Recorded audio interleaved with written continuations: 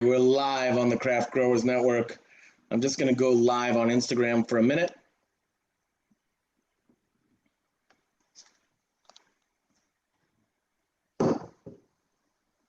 What is up, everybody? This is Gaby Staten Island. And if you're on YouTube on the Craft Growers Network, you're joined, or I'm joined, or we are joined by Notsodog. And we've got a bunch we want to talk about today, including our collaboration. For those of you watching on Instagram, please go over to the Craft Growers Network on YouTube. We are going to disconnect from Instagram eventually because I don't want to have my Craft Growers Network Instagram taken down because we're talking about stuff that we shouldn't be, or that they don't allow, I should say. So please go over to the Craft Growers Network on YouTube to watch us. I'll shut off my notifications. There you go. Alrighty, Notsodog.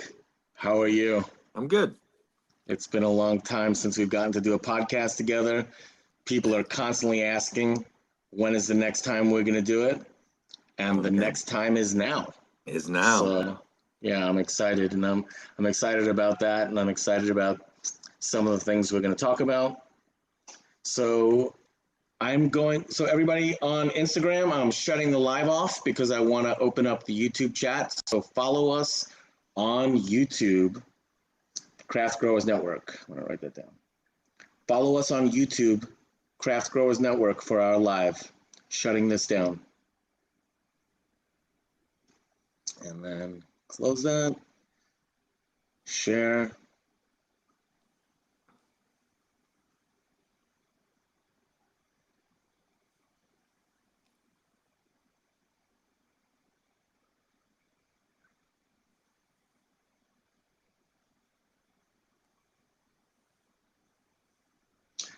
Sorry about the delay getting started, everybody. I had some family issues. I had to go pick up my kid at school. So, but only 20 minutes late, for a cannabis podcast. That's like pretty much on time. We're in the parenting era, Oh my God. deep in the parenting era, and that era comes with sometimes out of the blue, unexpected responsibilities, I'm embarrassed to say, Francis, I don't know exactly how many kids you have. How many kids do you have? Oh my God. So Heather and I, we have 3, but then I basically adopted one, a teenager that was having some struggles or whatever. And so I have 4 girls. Let's put it that way. Wow. 4 girls. Yeah. Naya moved in when Adele was still in a high chair. So as far as like my 2 younger daughters are concerned, they don't even probably have memories of before when Naya was living with us. So yeah, I have 4 girls, and one of them is 27 now. The other 3 are teenagers. They all have birthdays in August, so it's like they just turned 16, 14, and 13. It's a lot. Nice.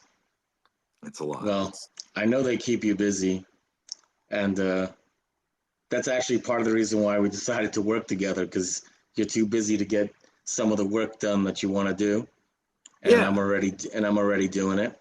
So, I mean, and like when Gabby and I went, like, I mean, obviously, like the collabs have different meanings or whatever, but in general, what it boils down to is like my whole career, if you could call it that, in herb, has basically, like, the part that I like about it the most is when you get to do cool stuff with your friends.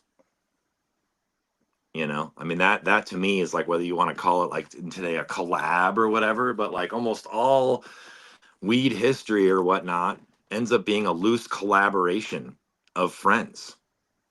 I have these seeds. Oh, I have a room or a hill over here. I can do this part. You can do that part.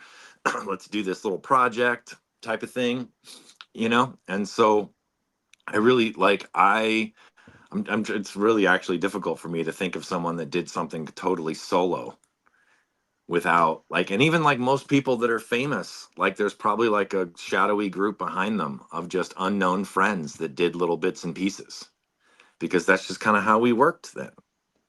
Everything was sort of like loose friends collaborations, mostly started from sitting around on couches, smoking joints and talking about stuff, you know? Francis, be a little bit careful because you're cutting off what would be your left side of your face a little bit. So weird because in my camera, I'm like exactly centered, you know? I'm looking at YouTube. I'm looking at the YouTube feed. So on the YouTube feed, you're cutting off your face a little. That's better. Like this. Yeah, that's perfect. Perfect. So I'll try to keep my head from moving too much. you're animated, and I agree with you. Like, from the very beginning, we didn't call them collaborations because that's like something more that you would, term for like, I don't know, real business, more professional people, more, but back in the day, friends working together, that's a collaboration. Yeah. And, we've already collaborated in the past. We've done breeding projects together in the past. You worked with me at the Garden Spout, and we're like a huge, Those huge projects part of that actually place. make me feel old because We're they old. do, dude, It's not because about feeling old. well, I mean, I just like I think about like the Super Dog project that literally was like 25 years ago or something. It was. Somebody posted that we're doing the Superdog 2.0. Oh my God.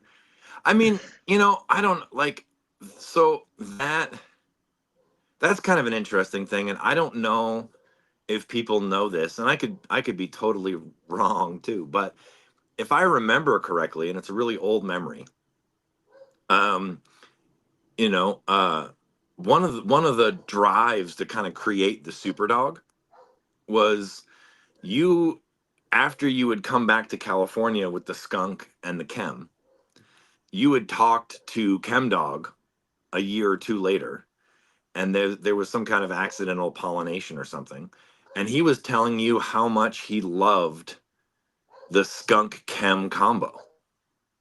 Yeah, I think And I forget what it's called, but is that the Giesel? Is no, that it what was like I think in the beginning it just accidentally happened, right? And then he grew some of the bag seeds out and he liked them better even than what he had given you. And and then when I met you, um, like I remember us talking about like you wanted to get the flavor. The skunk was prettier, limier green, frostier, and smelled incredible. But the chem had the power. And so you were trying to like get the chem power into like a prettier, frostier, stinkier frame. And so, Healthier, like something that wanted to grow. well, yeah, I mean, one of the like sometimes people on Discord or whatever will be like, man, I want to put this chem dog through TC and get it back to its original health. And I was like, man, when I first met Gabby, he told me it grew like shit. And that like all the leaves would die off and it would rust all the time, and sometimes like a week or two before it was even ready, most of the leaves would be browning and hurting, and all that. I mean, we called it the dog back then because you were so organic. You refused to call your organic weed chem. Yeah. I So always tell the chem. story that if somebody wanted to give me a gift of some hydro, I would just turn my nose at it. I was like that much of a snob and Yeah, rude. I mean, so but it's like that, and so we all called it the dog or whatever, but like, I mean, it was pretty young back then, like and it always did that. I mean, when I met you, you told me that like that it had done that since you had gotten it, Yeah. so whatever it is. One of the things you mentioned on a podcast we did earlier, months ago or whatever, was like you were interested in getting it tested and finding out like what deficiencies or what levels like were off, because back then like people talk all the time about like sometimes I defend bro science, right? You Because defend it? yeah, well, because I look at bro science as more like that's kind of like a negative term or whatever, but all we had for a long time was observational science. Like when you and I met and became friends, there was zero chance we were going to be able to send samples away to any kind of scientific lab. Like we couldn't use science. Like, unless somehow you had some kind of friend that was deep into it, that had all the equipment and the testing and could do it for you on the sly. Oh, But for nobody had that. I nobody remember. had Yeah, I that. remember. So what we were left with was observational. We observed. Like I remember you telling me one time you were like fully organic, and you'd look at me and be like, "The dog really likes GH." Just because something about GH3 part, it fed it a little better and it Well, kept I it a mean, little healthier. I'm sure it would have liked cutting edge, Yeah, Canna, or sure. anything else. What it liked was having a complete nutrient formula that, really had everything that you needed. And the other stuff that I was doing with organic was able to take care of plants that were really easy to grow. Like I mean, something that you know, this will also make us feel old, but like for people listening, when Gabby and I became this is friends, the theme of the podcast today. this We're we're gonna make old. it. Maybe I should take my hat off and We no, but I mean, like when Gabby and I became friends and started growing, cocoa fiber wasn't even on the market. It wasn't, it you didn't know. exist. It didn't Actually, exist I think it in America. existed, but it was really poor quality. I It mean, was like super salty stuff. Because I think there was like bricks available beforehand, but they were just really bad. Your plants didn't like growing. I didn't know anybody using it, and I didn't see it in any stores. I remember we were talking about it just the other day that there was this Fox Farm product that Gabby actually like talked them into making, because they made some heavier, like more for outdoor water retention, and he wanted like a more light indoor type of mix. And so there was this stuff called, what was it, Light Warrior, Yep. and it was sort of like Fox Farm's version of Pro Mix. It was a perlite, peat moss, some mycorrhizae, maybe some little other additives or whatever. But it was It was basically, actually lighter than Promix. it was designed to be sort of like a hydro media, not no food. You had to feed it. But I used to buy I used to buy Light Warrior per Gabby's recommendation, um, because I hated rock wool, and there wasn't a lot of options then. So that's that. I mean, that's crazy. I can't. We were trying to remember like what year cocoa fiber hit the market, and I want to say it was like maybe '02 or '03 or '04. It was. I mean, like I said, there was coconut fiber beforehand, but it was really poor stuff that wasn't buffered properly. So Salty. It didn't have yeah, calcium nitrate. I think because yeah, they was came to maybe our the store in 2002. was maybe the first brand that showed up like open the bag and ready to go. Yeah. Before that there was maybe some blocks or something, but like you said, they had a bunch of salt in them and people struggled. And we were also, I don't want to, maybe ignorant is the right word, but there was just a lot less resources back then. There was a lot more word of mouth. There was a lot more learn from your buddy. There wasn't nearly as much um, like what people consider like at their fingertips now of knowledge. Literally, it's Um, at their fingertips with their it's at their phones. fingertips. It was like you kind of had to know someone, or like you walked into the grocery store and you were like scared to ask the guy because you felt dirty walking in there to begin with. Well, some You people know? were dirty. Well, yeah, but I just mean Remember, in we the had sense. that guy whose account name was uh, Shoeless Joe the Ragman. So we used to have this customer. The store was in Willits, and he lived up in the hills of Willits, and he was always wearing his boots. They were always super muddy, but he was super polite, nice guy, and he always left his shoes at the door of my Door. retail Yeah, store. because you didn't want to Because come like in. when we built the store, we put like nice wood floors in it, and tried to make it nice. And like he just felt bad just tracking in mud, so he would always walk in there with his stinky socks. I But think it's hard too. Like when you think about like we were talking about like having kids in the very beginning or whatever, but I think whatever you start to do, like whatever is current then is normal to you. So you don't realize how abnormal it was. Like I really think that probably Slavic store that you worked at was also pretty friendly down in Santa Rosa. But like, I really think until 215 really got going and you opened your store in Willits and I worked there, it was like different in the sense that like people used to be scared to ask questions. You know, they would try to come in knowing what they wanted. They wouldn't want to do very much interaction. It was sort of like walking into a smoke shop and saying bong. Yeah. Like you wanted to make sure that like that Gabby knew that you were growing broccoli with whatever the hell you were buying. You know, you were really interested in home veggies or something. And then it loosened up to the point where I was able to sit in Gabby's shop and like remember I used to sit in that office and just draw people would come in and be like, I have a this size room. It's this ceiling. I have this much money to spend. I don't know what to buy. Help me figure out how to. We And put it on graph paper. we would put it on graph paper all day. We would literally build out people's systems. People had no idea. There was no Taught CAD drawings for us. I mean, maybe this stuff existed, but it was really expensive and technical. So we used graph paper. We used graph paper and we wrote it out. We taught people basic electricity and basic wiring and how the boxes worked and how much and amps, and people would come in with absolute, I mean, it's not like even a diss against them. Electricity is not something you'd understand. We didn't give too much advice on electricity. Maybe we told them how to wire one of those relay I just boxes I just at mean most, you know. like how to what size How many breaker, amps, right? how Yeah. many amps you need to run, where that needs to come from, what kind of breaker it needs to go on. This box, you have to use this size breaker, and that means this size wire. And that sounds all simple, but like it was like, you know, unless you were an electrician, it was rare. People didn't know.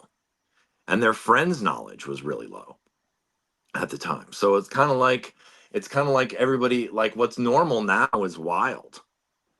You know, I mean when you first opened your when I first met you, before you had the Mendo stores, I think maybe Overgrow had been just started that year, like the first forum to talk about weed. That was Had like in 2000 when I was yeah, had the Hydro 99 or Depot in Willits, 99, something like 2000. that. No, I'm like in Santa Rosa. Oh, did I know you from there though?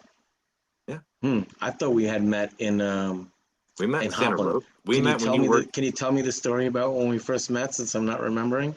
Yeah. Because I thought we Oh, first met like regarding like no, here's that, here's here's here's what happened. go ahead. I bought these single-ended 1,000 watt Hortilux HPS lamps. Oh, I thought you were gonna say the water cooled ones. No, that was a little later. I bought these lamps, and I took one of them home, and they at first I should back up. I should say this: when I first moved to California, I lived in Mendo, and the indoor hydro shop that I drove to was Berkeley.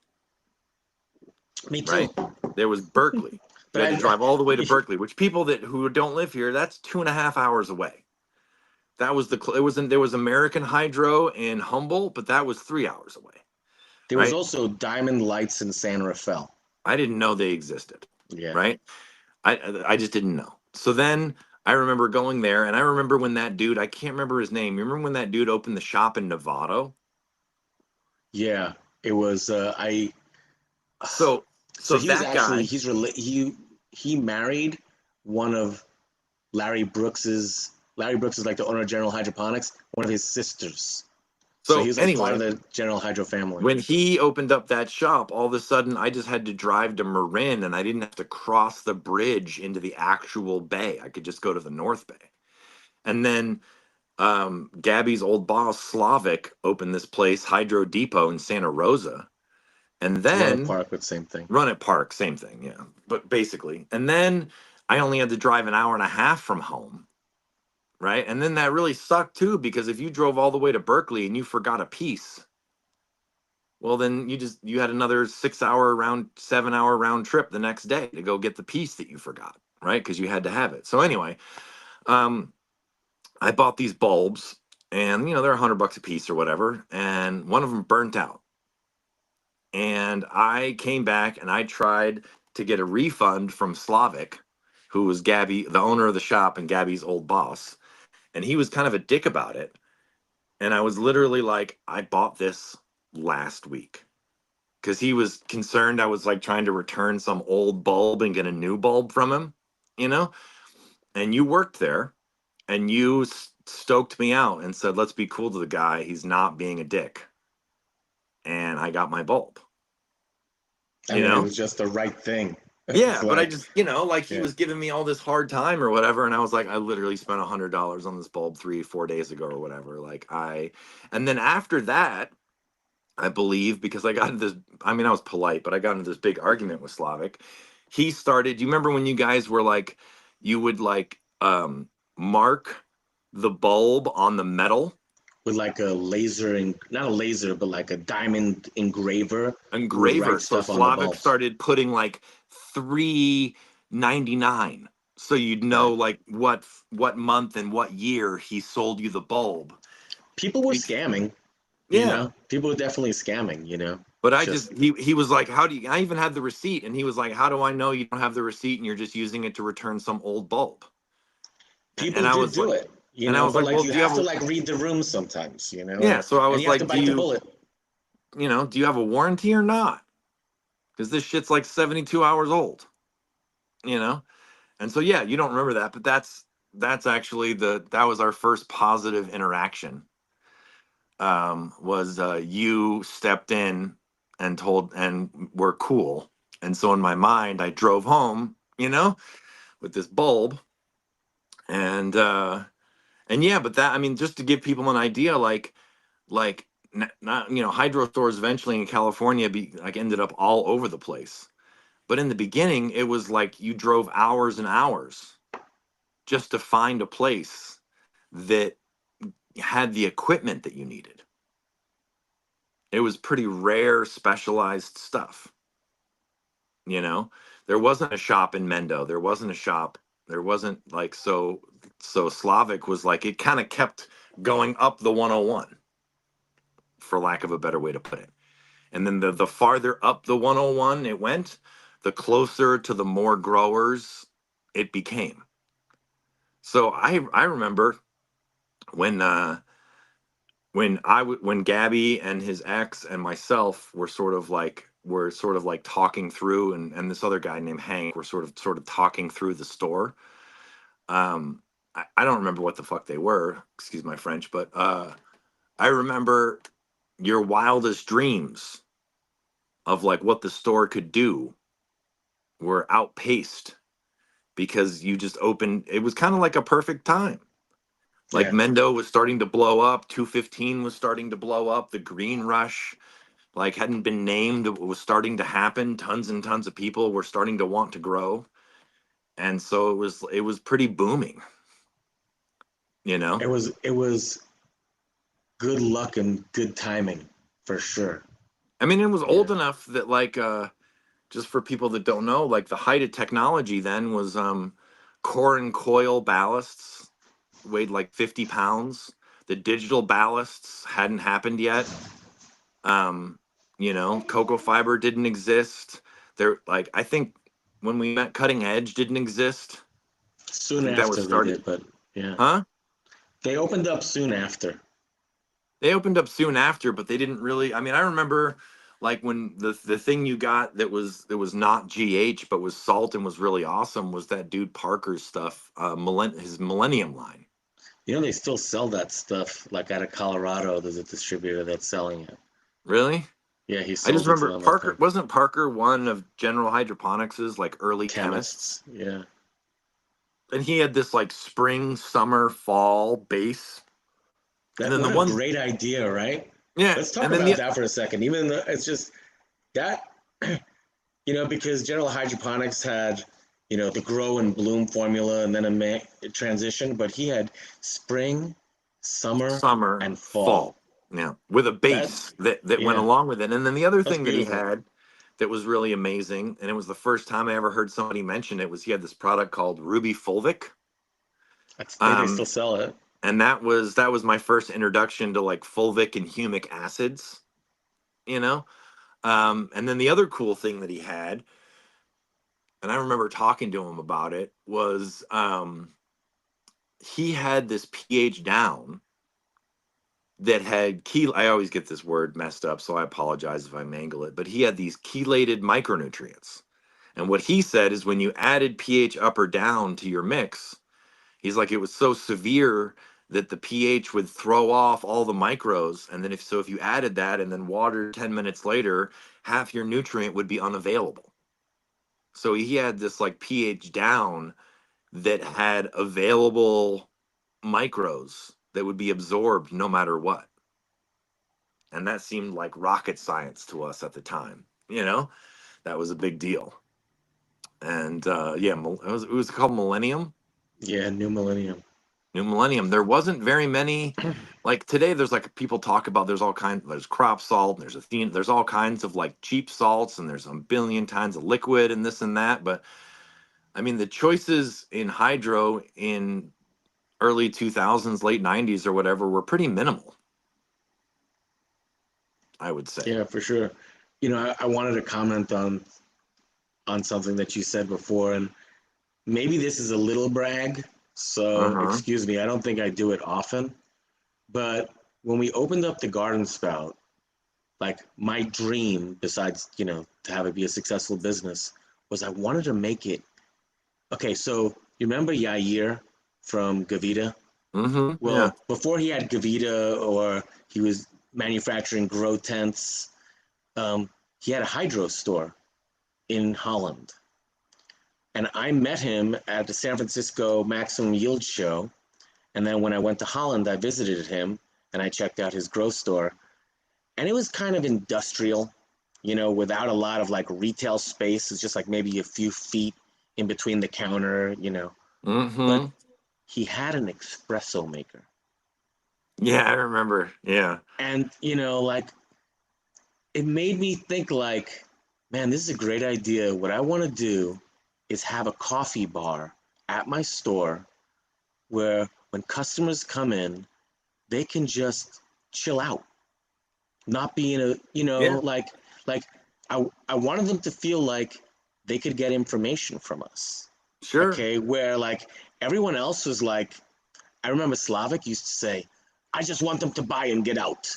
Yeah. That was my worst Polish accent. But he's like, I just want them to buy and get out.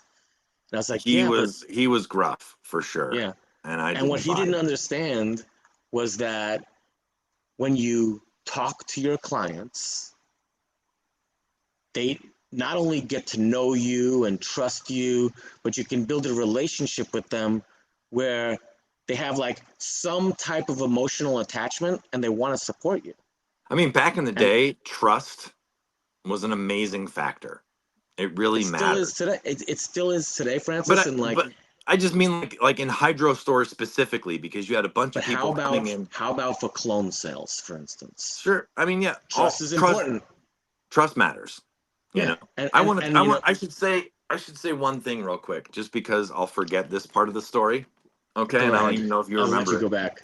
So when I met Gaby, we would trade stories about like, weed and dead tour and this and that, and whatever. He had more of them than I did because he's 6 or 7 years older than me.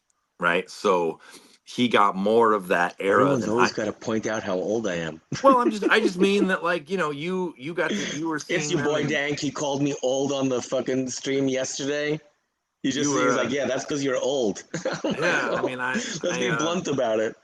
The wife is 4 years older. Did I have hair when you met me? Oh yeah, huge. I have pictures. You had a ponytail that went halfway down your back. I don't have any pictures. All my shit burned. Oh, so. I'll send you some. I have pictures of you with giant ponytail, hair, all that. Anyway, nobody here is gonna believe it. So, Gaby would tell me these stories about Dead Tour because I started seeing shows in '91. Gaby was older than me, so he started seeing shows in the mid to late '80s, right? And he would always tell me this story about his favorite weed on Dead Tour was this Big Sur Holy weed. And there was Big Sur Holy skunk and Big Sur Holy haze.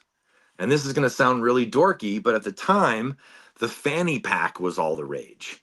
right? People would walk around with fanny packs as, as their little shit or whatever. And so, Because it was secure, yeah, believe it it or was it not. was a Like way in for comparison to dudes. having some like shorts that have like pockets, and then your like Yeah, whatever. pockets are all So bulging, you know. So Dead tour fanny packs. And he said you could walk by someone and the Big Sur Holy had such a distinctive smell. Not only did I know that you had Big Sur Holy not only did I know you had dank in your fanny pack, I knew it was the Big Sur Holy, right? And the other story he would tell me is he had this old man friend people would that he say could, that about like what the sour diesel used to be like. They used to yeah. say like, oh, you know, you can say, but like this was even more than that by a lot. And something else we should point out is it was outdoor, So straight outdoor. the point to that is that when we had the store, we used to hang out with and talk to Parker, who we were just talking about, who was the chemist from GH that went on to make New Millennium Nutrient and all that. And Parker had these stories of growing Big Sur Holy weed in the 70s and 80s, right? And growing these giant plants of it, right? He didn't have any seeds or cuts or anything like that. It was like one of those, like, back in the day type of tales. And Gabby didn't have any cuts or seeds of it or anything like that. But it was always these stories of, it was Gabby's favorite weed. He liked it better than the dog. It was the favorite weed he'd come across. He didn't know where it came from, except for it came from California, and there was two kinds.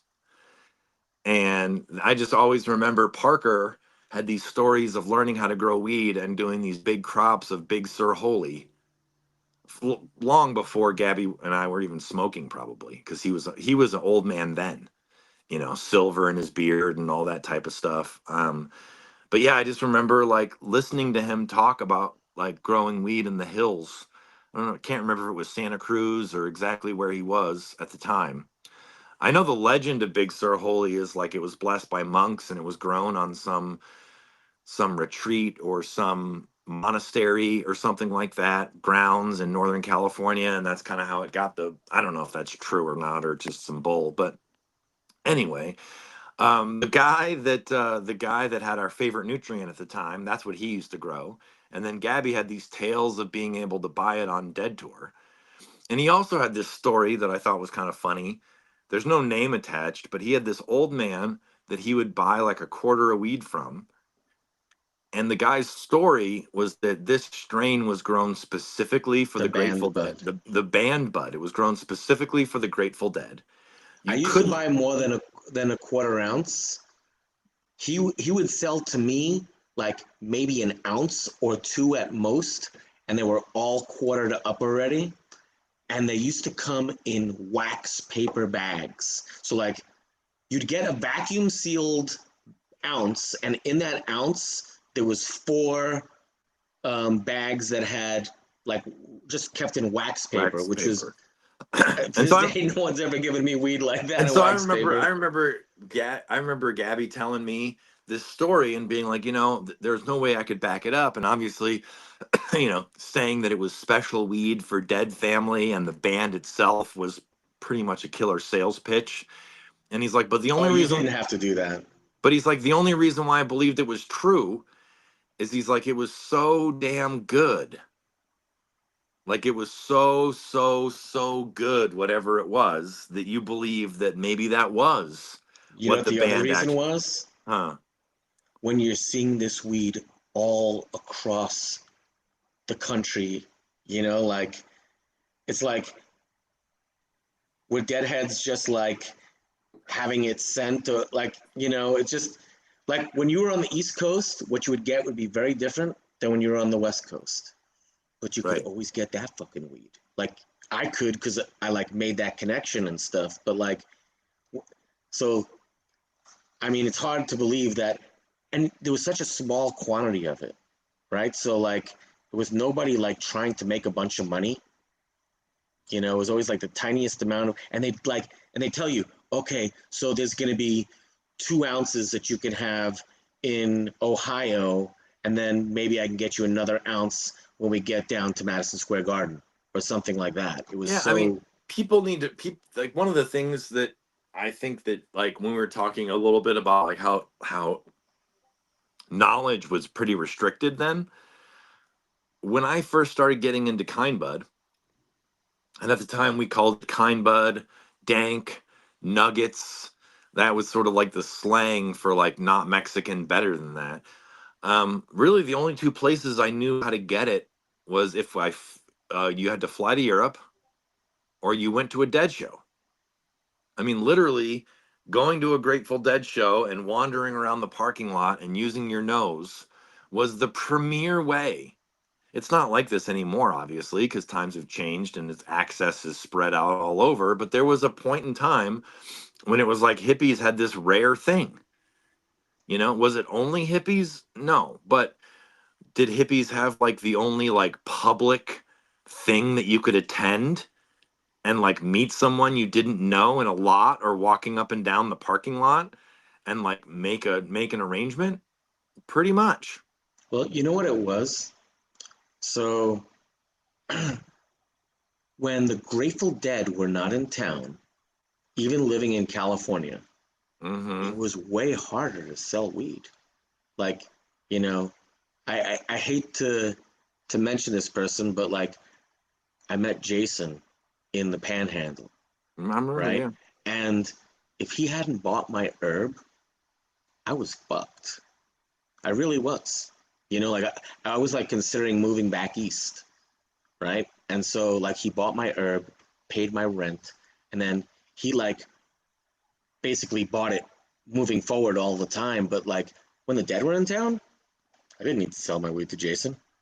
Like Yeah. everybody wanted. There was like an influx of a million. And you know what? Even like the people that like weren't big chiefers that didn't want to like smoke every day 10 joints like we did. There were people that were like, hey, I'm at a Grateful Dead show. I want some weed. Yeah. Like if I'm going to be at a Grateful Dead show, I need to have some weed. So the Grateful Dead was always a great place to sell substances like that. Yeah, Like today we have dispensaries. it So was kind of the only, I mean, actually the only other place in America I knew of that you could reliably, and it was the same because it was because of hippies. The only other place I knew reliably where you could go to get weed was like if I went to San Francisco to do something else, I could go to Haight Street when that's Jerry was shady still as around. fuck.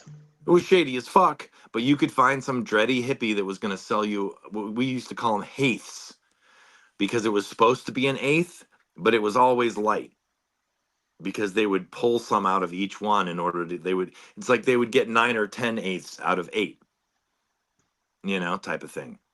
Yeah, that's what I And used to.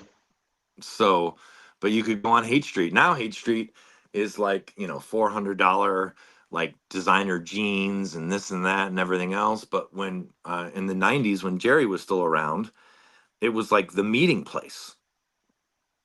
Like if you were coming out of town and you wanted to meet your fucking hippie buddy that you only knew his tour name, you would just, okay, I'll be on Haight Street around 2.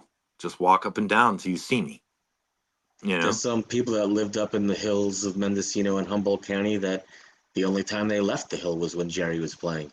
Yeah, they would come down, or they would come down for Dead shows. They would come down for, I mean, the first time that I actually came to San Francisco, I came to see, a Jerry band show in the Warfield. I don't know if I ever told you this story, dude. It's kind of funny. My memory is shit. I probably wouldn't remember anyway. I Tell came out, me. I came out there to see Jerry, and I think it was because basically, if I remember right, if the Dead weren't touring, Jerry was usually doing shows. And if he wasn't touring, he was probably doing shows that month in San Francisco somewhere, usually the Yeah. Warfield by the time I was seeing. So I flew out in February with my friends and I was going to my first, it seemed like church. In all honesty, like for the age I was then, you're going to San Francisco where all the hippies are, where like the Dead scene was, Jerry's hometown, like the venue. Like Gabby went there way, way more than I did, but it was like even like Jerry band shows was like the same people. Like Gabby had a table or a place on the rail where like people would gravitate towards the same parts of the venue, you know, that they would regularly go to. And so I remember going out there And my first thought of being in San Francisco in February, I think it was like 48 degrees or something. I was like, man, what a nice place to be a bum. Because I was from Chicago where it was so cold in winter, right? And then the second thing I remember is people that don't from not from San Francisco don't know this, but like San Francisco's pretty nice. But when you go to the Warfield, it's in this place called the Tenderloin, which is not that nice, right? And I was driving to the Tenderloin and I saw this dude like leaning up against this pole and like looking up at the light. And as I drove by, I realized he was using the street lamp to shoot up. And Because it it was was like, hot. no, just because it was like he needed light. I felt like Oh, he like crawled out of an alley and like needed the street light. And I was like, oh my God, it's like no one even cares, you know? And yeah, it was like those are my realest memories of San Francisco when I first got there was how nice it was in winter and how shady the Tenderloin was on the way to this place, the Warfield, that I had never been to. Because there was like open air drug use, like right there, you know, and the Tenderloin to this day, it's still that was like like the one pretty place you shady. felt comfortable, like selling drugs open in the street because they obviously didn't give a Yeah, shit. if you Look were at all selling that some stuff that was weed, going on. It was like, yeah, there was some black dude in a puffy jacket slinging crack and heroin or something like that. There was you street know, people. There was all kinds of chaos, and so like a bunch of the like, Warfield you is know, like, to try to describe the experience of someone, not even about the show, but like you go in and it would be 8 o'clock, so like maybe it just got dark, and but we'd leave that place at like midnight, and it was like the craziest, really bad, like Francis described. And so you leave the show and you're just like blown away in every way and reason possible, and then you end up on this street. It's messed up. But it's you're it's reminding like me of it's like another walking story. out. It's like walking out from hippie church because that's essentially what people that regularly attended the Warfield to see Jerry Band. It was kind of like their church. It's like you'd walk out from church, except for there was like open air drug farm, and street people and crack and heroin and people selling all kinds of. It was like the market and Seventh Street and all that stuff right there. It was completely different once the sun went down. It was a Yeah, it was a, it reminds me of something else. Like when you left uh, Market Street, like when you left the Warfield, you were still in San Francisco, and everybody was used to like deadheads being all fucked up, leaving the Warfield or the Bill Graham Civic Center or anywhere, right? But when that happened in New York City, because I just remembered, Madison Square Garden is in downtown Manhattan. oh yeah. So when you walk out of that place, you are on the street with a million people, and they're all looking at you like, bro, you are fucked up. Hold on a second. You there, Notsodog? Yeah, I'm here. I don't know what happened. It said you stopped recording. Um, so yeah, you would leave that place, kind of not in the same dimension, and end up on the street in downtown Manhattan. It was crazy. Yeah, well, the other weird part about like when you walked out of the Warfield in San Francisco, it was literally walking out. Oh, I just lost you, Gabby. You still there? Yeah, I'm just getting my kids some water. Oh, I'm right here. on. When you walked out of the Warfield, you were literally like in San Francisco, but it was like wild open air market. Just it was just chaos. It seemed like completely free. When you walked out of Madison Square Garden, not always, but I generally remember there was a lot of cops lined up. Like there was always a lot of as soon as you could walk out, like all googly eyed, and you just saw the show or whatever, and then all of a sudden there's like 150 cops that are there because you're downtown New York. So it's like they're there to direct traffic, make sure hippies don't get hit by cars. It's like there's a concert. You walk out of the Warfield, it's like there's no authorities anywhere. It's just like you just pour out onto the street, and it's like there's dudes in puffer jackets and like clumps of 15 street people, you know what I mean? And like thousands of hippies. And it was a little, It It was was a little smaller different. too, right? 3,000 people. It was much Madison Square smaller. Garden is Yeah. probably close to 20,000 people. I don't know how many people the Warfield can hold, but 3,000, probably 30, 2,000, is it? 33, Three? 3,300. 33. Yeah, and Madison Square Garden is like, I mean, it's a basketball arena too, so it's like 20,000 people. You can hold a lot more. I always So said, I always said that I do this podcast because I want to tell my stories and I want to give people opportunities to tell stories, and that's what we've been doing. And I have this story that I've never told publicly because it's not really about me, even though I was there. But I feel it's so relevant to the conversation, and the people are gonna love it. I is think. it the one about our friend with the trains? Uh, I don't know. I think Okay, he we'll does tell do it. trains, but I didn't think he was your friend.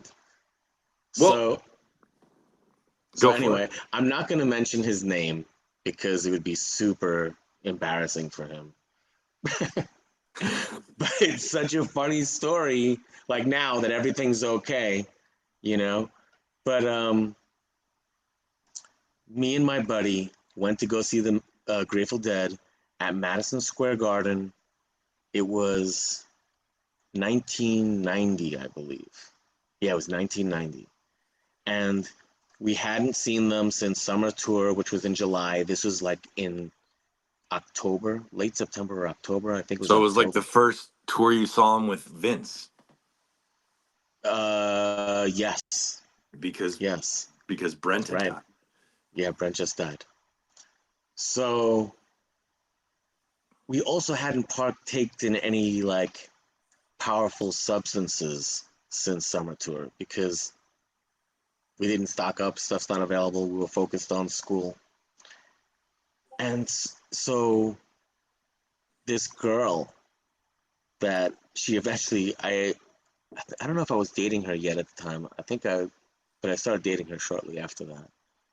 She gave us both a very little something, and we got so fucked up, like because we hadn't consumed anything in months, right? Mm-hmm. And this little thing was so good, and we went straight to the moon. And the effect it had on me was I was seated and couldn't get up, like because the world was moving so much in front of me that like if I felt like if I stood up, I was just gonna fall over, right? And I'll never forget Jerry was playing Scarlet Begonias, and I could tell that it was Scarlet Begonias, but I couldn't hear it properly because what I consumed was affecting my hearing as well as Mm-hmm. my vision. Right. And it sounded like whoosh, whoosh, whoosh, whoosh, just like it looked, right? But I could tell from the audio. notes, You were I'm having like, auditory I'm hallucinations. like, Yeah. that's Scarlet Begonias, one of my favorite songs. But I still couldn't get up. I had to just like sit there like this and just take it in. Now, my friend, it had the opposite effect on him. He felt like he had to move and that he was like a caged animal. Like he just had to like, so like first started off dancing and then he like went to the hallway and just started running around the hallway in circles. And like I went out there to like get a drink or something at some point, I think like during drums, and he's like lapping the place. And he has his In the shirt off. upstairs. Yeah, he has his shirt off. And um, he's also not wearing shoes, which was common, in Grateful Dead shows. But Madison Square Garden, the hallway is like disgusting Yeah. because there's all sorts of like Coca-Cola been spilled on the ground and it's like super sticky and beer and it's just like it, so but he was circling the place like that. So the show ends and I'm still in another land. I had gone back to my seat. I never see him again. Like he doesn't come back. He's gone. He's gone. And I'm just like, and he had just taken a train to meet me there from college. He went to college like in upstate New York, and he had like a backpack. I can't even tell you, it was like a camping backpack all filled with school books. Okay, it was Loaded. like 100 pounds. And so like he left this backpack and I'm like, what do I do? Am I gonna be a dick and leave his His school stuff. books? Like Right. school books are like $100 a piece and there's like Yeah, they're 10 of them. expensive. Yeah.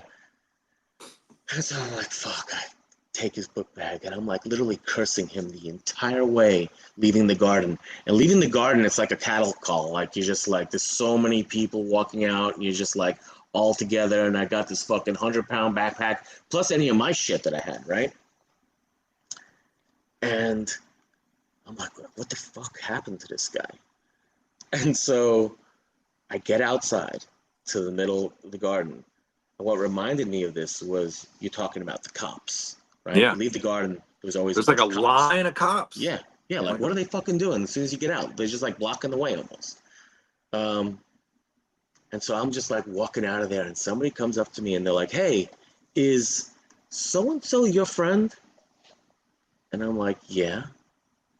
He's like, "Oh, well, I didn't get into the show, so I was out here and I saw him running out of the garden naked. And he was like just standing there in front of Madison Square Garden, completely naked, and the line of cops are there. And so the cops laugh at him. They don't even want to fuck with him. They're just like laughing at him. So this is the story that, this guy told me. And my buddy gets so pissed off that he jumps the cops. And now he starts like fighting with cops. And then they threw him in the fucking truck. And So instead of taking him to jail, they took him to the psycho ward. This all probably burned, but was uh he was a huge tape trader, Yeah. music. And we went to his house years later when he was a teacher. He still And is. he was a school teacher, which is why we won't say his name. And he loved two things. He loved collecting live music and he loved trains. Yeah. Probably like a lot of us, has a little touch of the tism or whatever, just a touch. And so he'd go into his house and he would have like these trains, and like they would be like paper mache mountains with all these trees on it and little people and stuff. And then like the train would like go through the wall and then like come up the wall or whatever and then go down. And it was this entire thing. And then you walk into like his like listening room or whatever, and it was literally floor to ceiling like bookshelves essentially, but with Tapes, tapes and CDs. CDs of all color. He was big into the Dead, but he collected and traded with other tapers just a giant amount of music. And so obviously school teachers don't have that much money. And weed was really expensive back then. And so he would trade Gabby and I a shit ton of recorded shows for herb. And so we would go down there and we would give him a zip or two, of what the skunk, the dog, Mendo P, whatever we were growing at the time. It didn't really matter. Anything that we were growing, he loved. I don't think we smoke resin before that, so he was. Yeah, happy. I don't think there was anything we ever brought him that got rejected. And he would literally give us like dozens of shows for this herb. So and just to make it clear, he wasn't selling the recordings. We were giving him herb for just like spending the time. Yeah, he was trading us. Well, I think it was like for the tapes and his time just to do it, Yeah. Because it was like selling Grateful Dead tapes is always people don't realize. But he would literally. It's not like it's one thing to trade. You do like one or two, but he would make us fucking racks and racks of them, So I keep forgetting to mention this to you because they probably all burned in the fire. I have them all. All the tapes from him. CDs mostly. So what's funny about that? Now, are they in sleeves or are they in like the like Both. bulk? Yeah, because Depends. You know what happened? At some point, dude, this is the stupidest thing. I was gonna say the stupidest thing he ever did, but there's probably more. He had all these CDs, and he decided that he wanted to transfer them all to DVD because Okay. that way it would take 1/3 of the space. There's a lot of space. Yeah. But still, it's still a disc Yeah. like that, you know? And so he transferred everything to DVD, and then he gave away all of his CDs. CDs. And literally, it was pallets. I literally had pallets of them. We had them on the garden spout, like on the top shelf. Like, because I don't know if you were working there at the time, because that might have been after you, but like he had gotten rid of all of it, every That CD was he way had. after me, because at the Yeah. time we were getting stuff from him. It was either before the Garden Spot even existed or early on. We would go down to his house in Sebastopol or whatever the fuck it was. I don't remember. I just remember like this is the most extensive train setup I've ever seen. Like he cut holes in his walls for the train to go through. There was mountains, there was valleys, there was train stops, there was little figurines. There was like a forest going up the thing. It would like go up the wall and over. I remember that, and I remember going into his room, like into his like listening room, and it was like floor to ceiling CDs. That's Of, why he changed them to DVDs. because it He's was like, I ran out of so. space, but like still, it was the wrong media because like So we only ever traded him for just dead shows in my yeah, or no. JGB. But He also had collected immense Yes. he had Yeah. immense amounts of stuff beyond that. It wasn't just that. He had a website that listed all of his. Oh, that was an advanced website in the days. It He had a was. website and it was just his list. It just but No, it I mean went it for was different. pages. It had if it had Like it, the it would different be like this person recorded it in 1986 with this equipment, then it was transferred from this to this, then it went from that to dat, then it went from that to right, but it CD. was just a list. Yes. You know, it was just like a really long list. There was no links on it. It was just like all text. It had as much information as he had, and you know, Well, I never I lost. think I never lost those, so I still have like I don't even know, dude, hundreds, maybe even 1,500. I don't even know how well, many CDs. you know who might like to have one of those back is him. Him. Yeah, I'll take something just to like keep it around. Do you But still like, know in contact with him? yeah. I don't. But see, So I don't talk with him very much. But so when you mention the trains, you're friends with the trains. So my friend John, he was also into trains. He wasn't as crazy as this other guy, but like he still does the trains. And so when you said that, and he's actually like not the first person I ever saw grow weed, but one of the first people first that I ever people. saw grow. So like when you said that, I was like confused and I was thinking about him. No, I mean I just can't remember his name because it was. Oh, I know his name, but You shouldn't say it. Yeah. we just told a story about Yeah. No, how I he get got it. fucked up and jumped I fully. cops and he's a school teacher. I just was pretty convinced it was the same dude. You know. It is. Yeah, it I is. haven't. I haven't seen him in 20 years or something like that now. But yeah, we used to go down there with. He would check in with us when we pulled down indoor, and he would be like, "Bring me an ounce or two," and he would just give us like a box of CDs Mm-hmm. of dead shows. And back then, it was like before stuff like getting tied into tapers that had like the 60s shows and the early 70s shows and like the rare stuff and all that. Like that was pretty heady to be able to even have access. And then you'd go, this is going to sound really old, but like you'd go and you'd be like, okay, it's 2:15:69, and then you'd open up your dead base and go look up the show. You know what I mean? Because there wasn't most of it. It wasn't like there was track listings or anything like that. Because it was just recordings.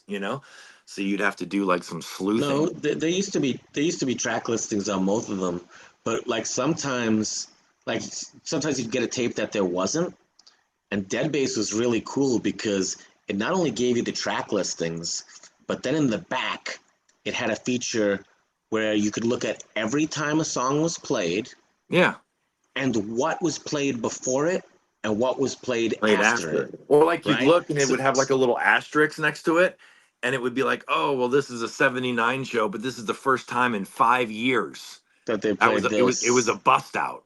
You know, this Mm-hmm. was a bust. You didn't realize it, but like they hadn't played Loose Lucy since 1974 or whatever the fuck it was, you know? And so like that was like people would go And they had buy. reviews.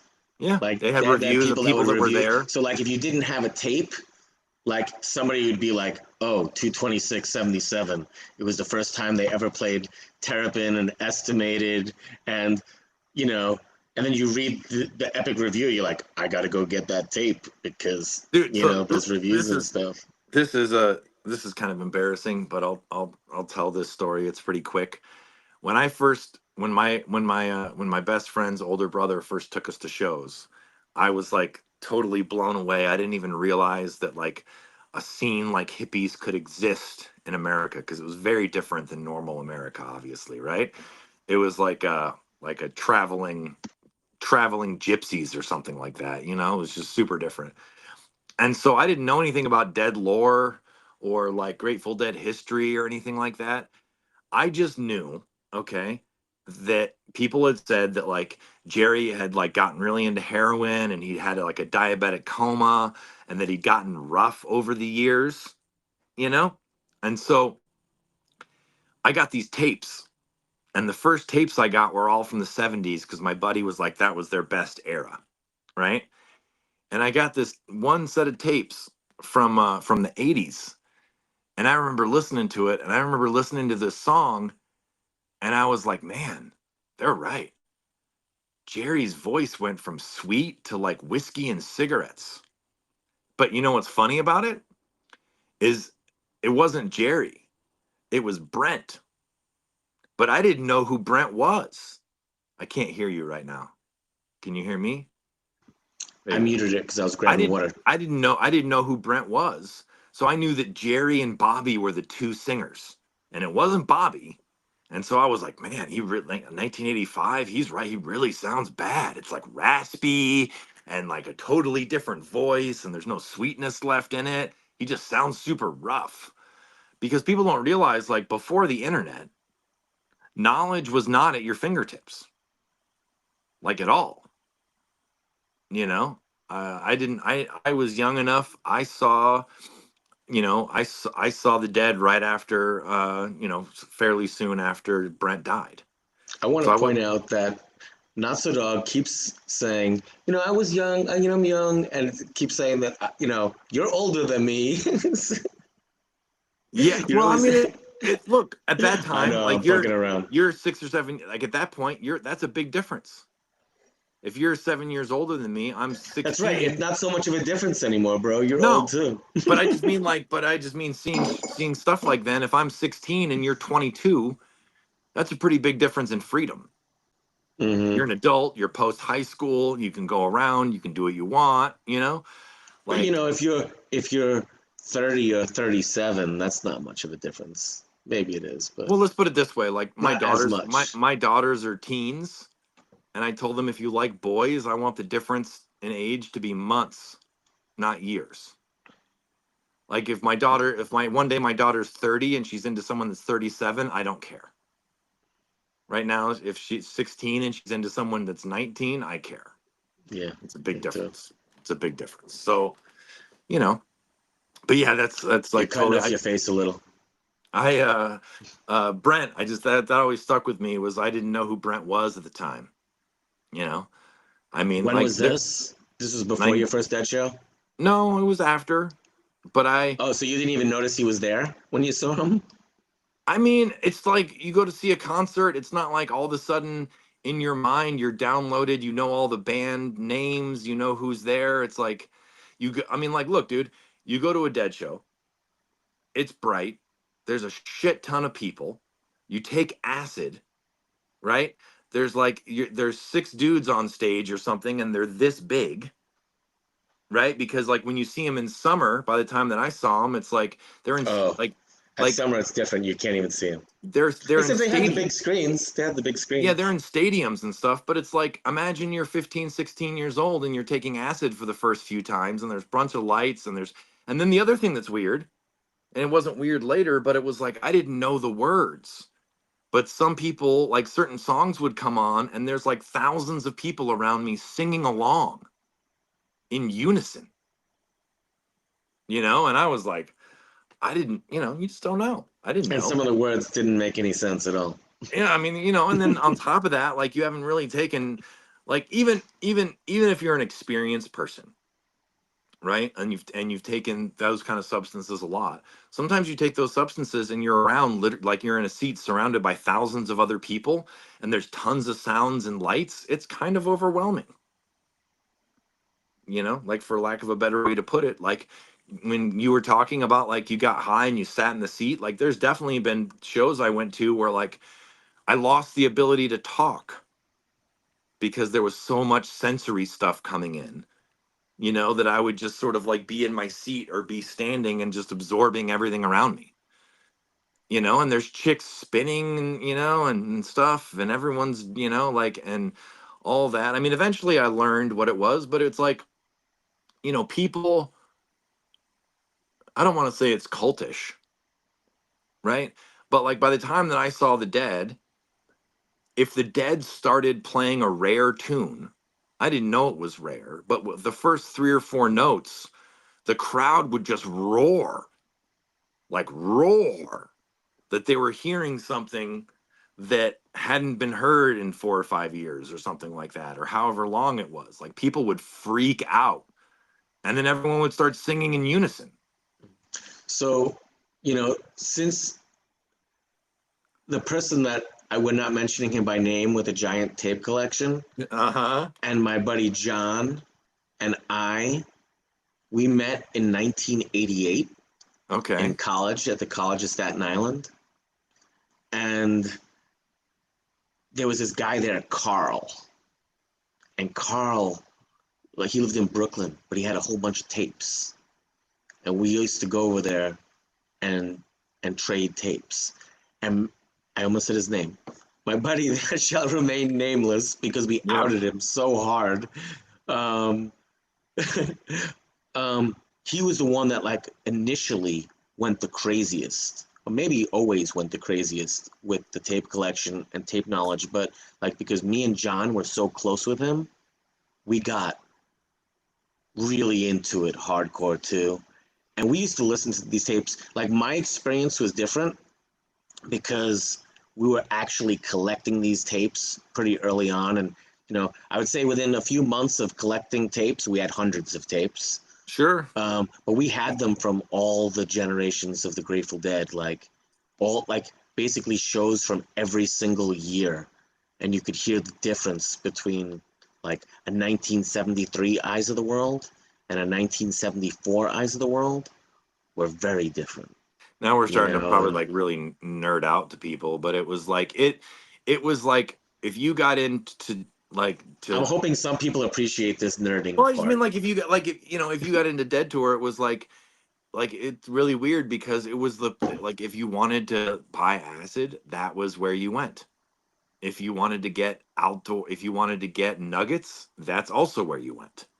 If you loved the Grateful Dead, that's where you went. If you wanted tie dye, that's where you went. It was like a whole pre-internet weird ecosystem, you know? And so it seemed pretty magical going there at first because I didn't know any of the rules. I didn't know like I'll tell you this funny story Hold too. on, before you tell the story, while Francis tells this story, I want the people in the chat to just say if they want us to continue on or if they want us to talk about Oh, the because me and Francis will go on about this and I'm enjoying it personally. But if you want us to just, you know, talk the collab stuff, we can do that too. I promise you we'll get to it, and I'm gonna make a shorter video that just focuses on that, and then like cut them into pieces. But for now, if you so want us to stop, let us know. I knew so little, okay, about like dead culture that my buddy and I wanted to smoke a bowl, but we Sean. didn't. No, it was actually wasn't Sean. It was my friend. It was my friend Avi. We wanted to smoke a bowl, but we didn't want people to start pointing at us and busting us out, right? Because we were surrounded by adults and weird stuff, right?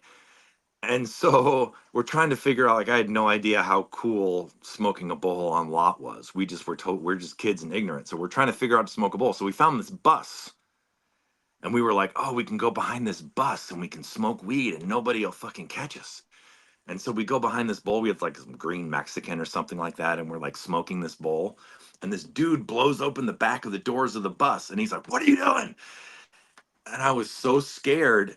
And he was like, "Oh, dude, it's totally cool. I was just scaring you." And he baked pizzas. He had pizza ovens built In the into his truck. bus, in his Yeah, bus. So bus. he invited us in, had way better weed than we did, fed us pizza, found out it was like just like we were kids and it was like our first couple dead shows, gave us each a couple of tabs for free because it was like once we told him it was like we didn't know anything, like we were literally like we were hiding behind your bus so no one caught us smoking weed. And he just gave us this funny look, you know? And yeah, he gave me acid, he fed me pizza right from he had like 4 pizza ovens built into the back of his thing. He sold pizza. I can't remember his name, but he sold pizza out the back of his truck. That was what he did. He baked pizzas. And yeah, he had way better weed than we did. And he smoked us out, gave us a couple tabs, gave us pizza, and told us to have a great time. But I was like looking around at this dead show, worried that if any adults caught us with weed, they would point us out because that was normal America. So we had to figure out a way to like sneak, but there was people everywhere. So like, where are you gonna go to like not get busted? But you were You on know, the dead lot. You I didn't weren't like, know. You got to mhm. realize how different. It sounds silly to anyone that knows deadline, but just think about you take like your normal America Well, and precautions. also it depends on where you were. You could get in trouble. Like, Yeah. if you're in Virginia, there's like all sorts of cops there just, undercover trying to take you to jail and have you So miss the show. I'll tell one more story. It's really quick, incredibly brief, but uh, RFK was the stadium in Virginia. The Redskins used to play there, and the Dead would play summer shows there. And would you classify it? It was pretty ghetto. So Where? like at RFK.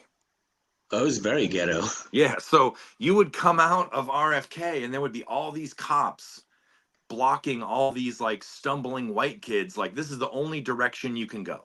It's like Every Madison Square Garden, but bigger.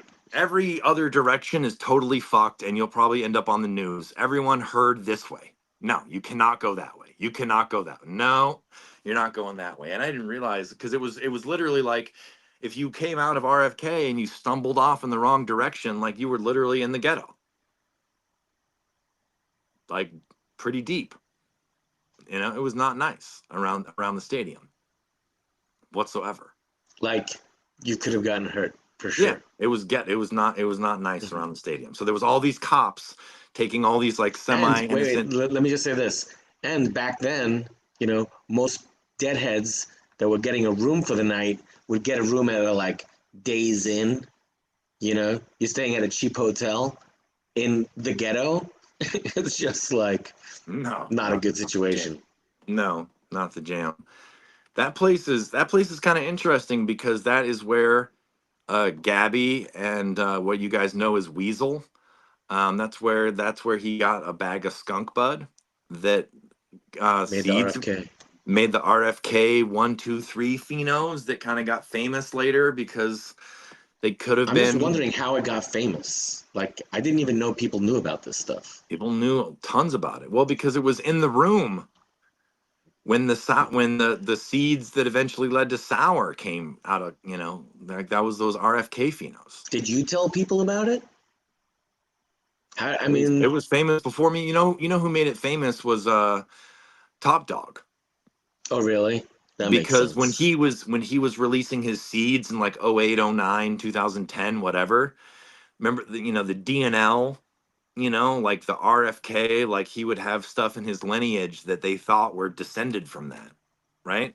And a lot of people thought at the time, it could be still true, a lot of people thought that sour diesel had RFK in it. And so in like the early lineage charts that people would write out that Top Dog would have and stuff, they would have RFK. So people didn't know probably even who Weasel was then, or what Weasel's name was, or how he tied in, but they knew that there was this RFK skunk, that like was in famous stuff. I can't see comments, so I don't even know. Like, No worries. Everyone's telling us to continue with the stories, so I have one I want to tell because it involves the teacher. I felt like I was going to say his name again. oh, it's gonna make it. Yeah, Okay. you're like. So first, I talked about you being naked and sweaty, and then No, I no, dropped your this name. one wasn't so bad, but I feel like I've already said so much that now, just out of respect, I shouldn't say his name. But it was me, him, our buddy John, and our friend Gary, um, and we were at the Brendan Byrne Arena. It was 10/16/89 for you Grateful Dead tape collectors. It was the time that they played Dark Star. It was the first show they played Dark Star after breaking it out for the Warlocks. Oh, Okay, so they that's an official release. It's the yeah, it Nightfall is. Diamonds. Yeah.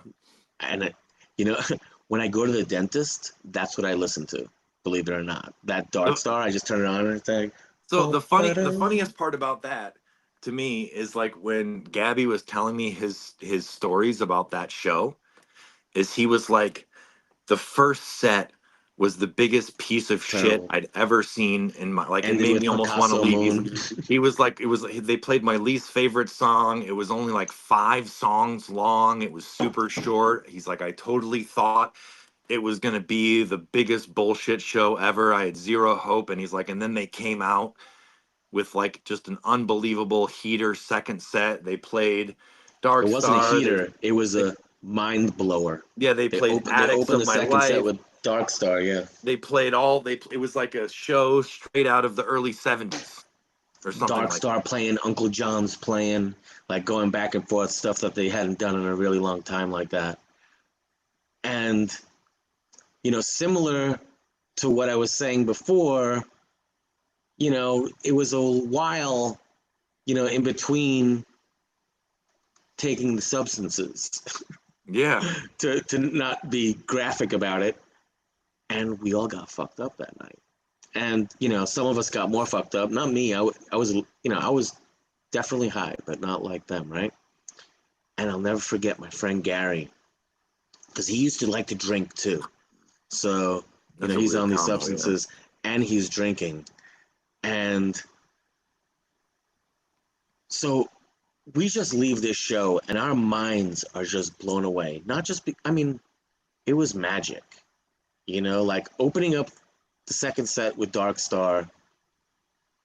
And remember, we were talking about how, like, me and my buddies, we would always listen to the tuning in between songs, or the like jam in between songs to try to predict what the next song was going to be. It was kind of like a Mm-hmm. game. Right. And on that show, they opened the second set with Dark Star and they're tuning it. And we thought that we missed Dark Star, like, because they played as the Because they Warlocks in busted out, Virginia. yeah, sure. And well, we just thought, like, because we didn't go to that show because we thought like we would never get in. And then stories are told like they were just giving away tickets, like tickets were left on the ground, to that show. But so I didn't even try to go because I didn't want the disappointment of getting shut out when I didn't get approved for the tickets online. And so we Online, it thought must have been mail order. mail order. That's what I When you meant. mail Mail order. ordered Yeah, in San Rafael, it exactly. was like there was no Right. online. No, it was mail order.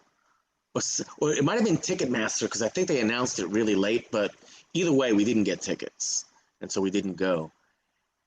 And so we thought this is a one-off. They're not going to do it again. Like that was a special event, right? But they played it again that night, and we could hear them tuning it. They going dun, dun, dun, and like just doing this like tuning to Dark Star, and we're like, no fucking way, they are not doing this right now. And then da da da da da, Dark Star. Mind completely like out of like just like the lyrics of the song. Like Mm-hmm. at that moment, I was understanding what the lyrics of the song were Man, saying. Yeah, like Dark Star crashes, pouring its light into ashes. And that's what I was experiencing at that moment. And so, yeah, great show. Everybody should listen to it. But the what I was trying to get at in the story wasn't to describe the show so much. It was after the show. So the security at these shows outside were like complete tyrants, and they just wanted people to get in their car and get the fuck out. Because what happened was, this was the first tour with no camping. Because prior to that, like, Right. you could just sleep You in your camped in the car lot. or Yeah. put a tent up in your car. They allowed it. Okay. But this is the first summer tour on the East Coast where they were like, or first tour. Well, they had just stopped it, I think, the summer before. No more camping on the parking lot. And so the show ends, and security's like, get out of here. You guys got to get the fuck out of here right now. Get in your cars and get out of here, right? And so, like, I remember I'm like sitting on the back of my VW, waiting for my friends to show up. Their cars like nearby, just waiting for us all to get here so we can go. And my friends all like, you know, make it to the car, and we're just standing there like blown away. And like, you know, people that know about these substances know that they take a little bit longer to Yeah. go through your system, right? Like, you go into the show, 3 hours later, you're still fucked up, you know? So, um, but so like we get to the car, and the security's like, get in your car, get out of here right now. You guys got to move. Like, because people are trying to vend, but we're just sitting there. The reason why they were fucking with us is because we were just sitting there doing nothing. If we were walking around the lot, they wouldn't have been fucking Right. us. But we were like sitting next to our cars. And so my friend Gary, he says this line, and I want to say it in this podcast because it's like something that I just want to remember forever and document forever. Gary goes, I'm so high right now. There's nothing you could do to get me down. And he was. We were all just fucking. And the security guard says, one punch and I'll get you down. Oh, And we all got in our cars and went home. And luckily we made it alive, because right. like the highway was electric, like, I mean, I'll just never forget. Like, it's just, and Volkswagen Beetle, those things, they don't handle very good. Now they start shaking at about 55, 60 miles an hour. It's just like, Yeah, they don't. They're fuck, not. They're not a performance vehicle by any means. They don't like interstates too much. You can't go Yeah, really fast. yeah. And when they do, they're just like, like that high RPM. But anyway, that's the show or set of shows that the security guards at the Brendan Byrne killed a kid. Adam Katz. You guys can look up the story about Adam Katz. I think they made like some type of Netflix special, or maybe it's on YouTube. I don't know. But the security guards at the Brendan Byrne Arena at those shows, they were being so aggressive, they actually killed a kid, a deadhead, and left him in like high grass. And for months after that show, maybe even years, there was always people like handing out flyers at Grateful Dead shows asking, hey, do you know anything about what happened with Adam Katz? But I think eventually they like, it came out that the security guards killed the Had kid. killed the kid. Yeah. That's So awful. I mean, that's kind of the it's a start of story that like. has its ups and downs, like from I'm so high that there's nothing you could do to get me down, to Adam Katz being killed. But That's the interesting part about like the Grateful Dead, is that they were so many different things to different people. Like I said, for like a kid like me that wasn't in all the deep lore or anything like that yet, like it was just like a traveling band of hippies and gypsies, and it like there was like, and there was people selling burritos and Sammy and beer and tie dyes and this and that. I mean, there was even you know, I didn't even realize who he was, but I had a friend um go up and talk to this dude who like made belt buckles, right? And it was Bear. oh, do you have one of those? Not anymore, dude. No. No, I but want one so bad. I didn't Like, I know. look at I those didn't. things and like they're thousands of dollars now. Yeah, I had no You know, he's idea. selling for like 150 bucks. I had no idea who he was, but my buddy knew him really well, and we went up and just started chatting with him. I had no idea that he was like the Grateful Dead lived with them in the '60s, and he was like one of the most famous like acid makers in history, and he's part of the one of the reasons that modern stereo like concert sound got invented and all this different stuff about him. But at the time, yeah, he just made these belt buckles, and like if you had a belt buckle, that was a symbol to other deadheads that you were in the know or whatever, like You are you. family. Yeah, people had no idea what that belt buckle meant, but to a certain small subset of people, like it meant a lot. That was a bear belt buckle, Yeah. you know? Oh my God. Did you explain to people who Bear was? But It no, might take a little bit long, but just a brief thing of so who Bear Bear is. was this dude named Owsley Stanley the third, and he was in the '60s before it was illegal. He was one of the major makers of LSD on the West Coast. He supported the Grateful Dead when they were poor before they were big. They used to live in his house and practice before they really had made it. And he basically is Grateful Dead family, one of the earliest acid chemists. He made the purple. He made the all the L that went to Woodstock that Jimi Hendrix put in his headband when he played the Star Spangled Banner and all that stuff. He's kind of a massively legendary countercultural figure. Well, he went to prison in the early '70s for acid, but long before um, the penalties were like decades long. And when he was in prison, he took up metalworking as a hobby to pass the time. And when he got out, he started making these belt buckles and these other, you know, basic, cast, things. And to hippies, owning an Owsley belt buckle was like the epitome of being in the know.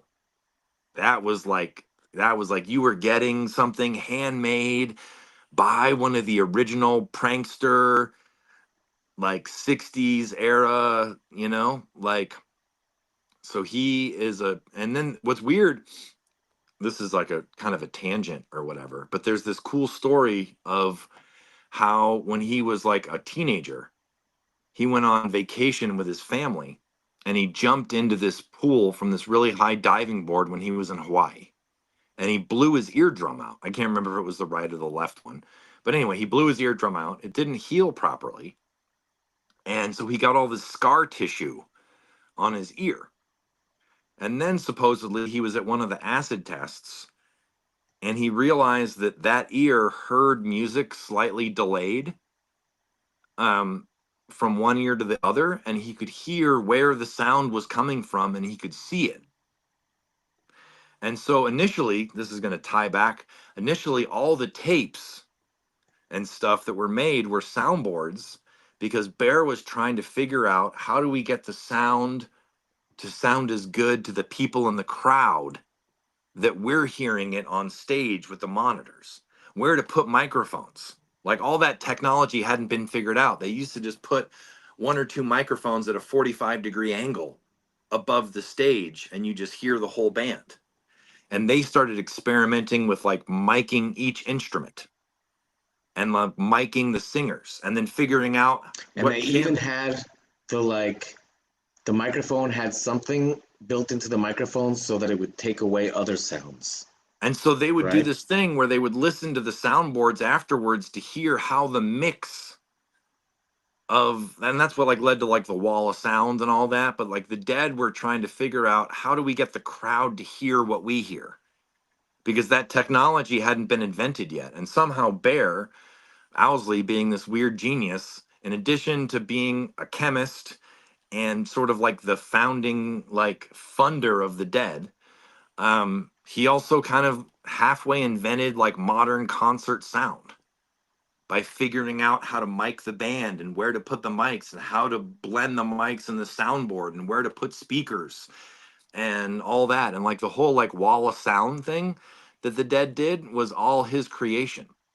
It was like his perfect, and to this day they say it's still one of the better sound systems ever created.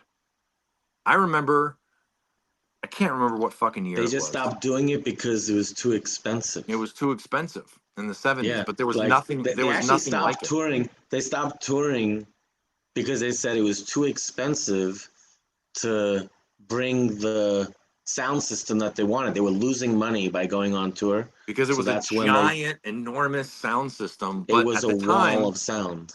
it was the first attempt to like make the audience like they kept playing with sound, and so yeah. But fast forward 30 years, you could go with a buddy of yours and bump into him on Dead Lot and buy a belt buckle of So very My friend David was listening earlier, okay and he has one, and he wears it every now and all the again. time.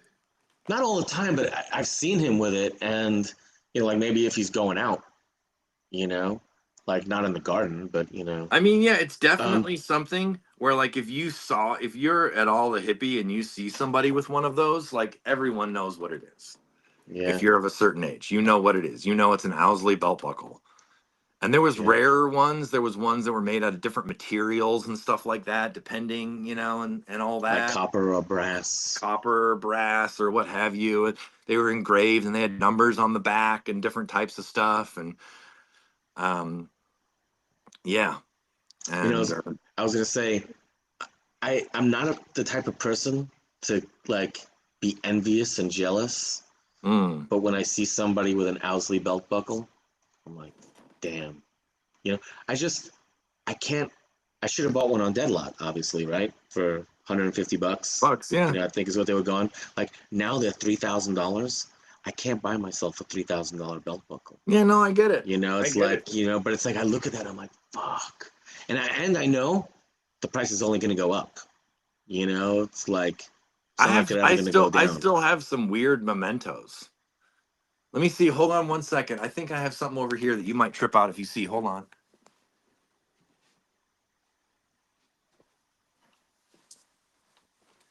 Do you remember these? I do. That. Do you use that thing? No. Of course, I definitely don't use it. Here's a I picture of an don't. Owsley belt buckle. Yeah. But this is the kind of thing And that, I didn't like, want to make a big deal, but there's the steal your face right there too. yeah, that Jerry's face, obviously, or whatever. This is I like, remember I had one of those. Where do we get those things from? there was a dude on Deadlot that made them and Oh sold them my on gosh. tour. There's a steal your face right there. I think it's like that right there. Whoever he is, that's his like artistic symbol. It's got like one little chip. But I probably bought this thing, I don't know, 91, 92, something like that. I never use it because I'm too scared to break. It's like I only have so many And things it's from that. wood. Every time you hit it, you're hitting some wood. It's that's why, like, it's like, who knows how long, I don't know when the last time this thing's been cleaned. It's got its patina from, and like definitely there used to be a brass screen that we would put in the bottom of that at some point, you know so That's funny. yeah, no, I have some mementos from back then. I wish I had I a belt. shared a photo. I had a belt Yet, buckle. I look don't at know. this, bro. I gotta show you this. I posted this. Did you see that? Oh wow. So that was my dragon in the tube. Yeah, I Okay. remember. And It was all a my big glass, steamroller. it was like this Yeah, big and it had a dragon in the inside. And when you hit it, the smoke would come out of the dragon's mouth. mouth. Oh Not yeah. not just the whole idea was to not fill it up like it was a bong, but to just make it so that the dragon smoke was going from the dragon to your mouth. So when I met Gabby, he had this case of glass that was all from Snodgrass. The little top hat skulls, but the what he just described, the big dragon steamroller, where the smoke went through, and then there was a dragon head built into the steamroller. Most people probably don't even know what a steamroller is. It's like a dry bong, essentially. It's a big, long thing. I had a really long glass It had a really Bob long glass thing, and you'd steamroller put your too. hand on the end, and then when you wanted to take the big hit, you'd take it off and you'd clear the gig. But that was like the height, but long before glass. I mean, when I first saw people making glass, it was Bob blowing glass on Deadlot. I'm trying to get a picture of a steamroller. Yeah, it's probably the least popular. It doesn't even, like, when you try to Google it, it doesn't even come up to show me, like, How it would. Yeah, no, I mean, it used to be Chillums. I like Chillums. here we go. This is vintage Bob Snodgrass, but it's not It's not a steamroller. That's just a steamroller, but it's hammer. just a big one, yeah. A steamroller, for people that don't know, it's basically like it's a tube with two open ends. You put one end on your mouth, the other end you block off with your hand. It's got a bowl on top, and you used to suck it through, and Bob built a dragon head through it. You probably lost that in the fire, huh? That's what I was showing you a picture of. That's what that was, melted, I think. Melted. Yeah, you Yeah. probably lost that in the fire. But it's like you'd put one to your mouth and one to the end, and then when you wanted to clear the tube, you'd just move your hand. The other thing you could call it was a side carb, Yeah. right? Like, it was a long tube, and then the pipe was on the side of it, or a sidecar, right? So Yeah. the pipe was on Sidecars the were side like a of it. little bit more. Sidecars were a little bit more This is, user oh no, friendly. that's not it. I can't even find a picture. I got to take It's a leak, crazy. so you're gonna have to hold it down Go for ahead. 30 seconds. Then you're gonna have to do it for me too. Alrighty, how about I answer some questions real fast? Let me go back to the YouTube.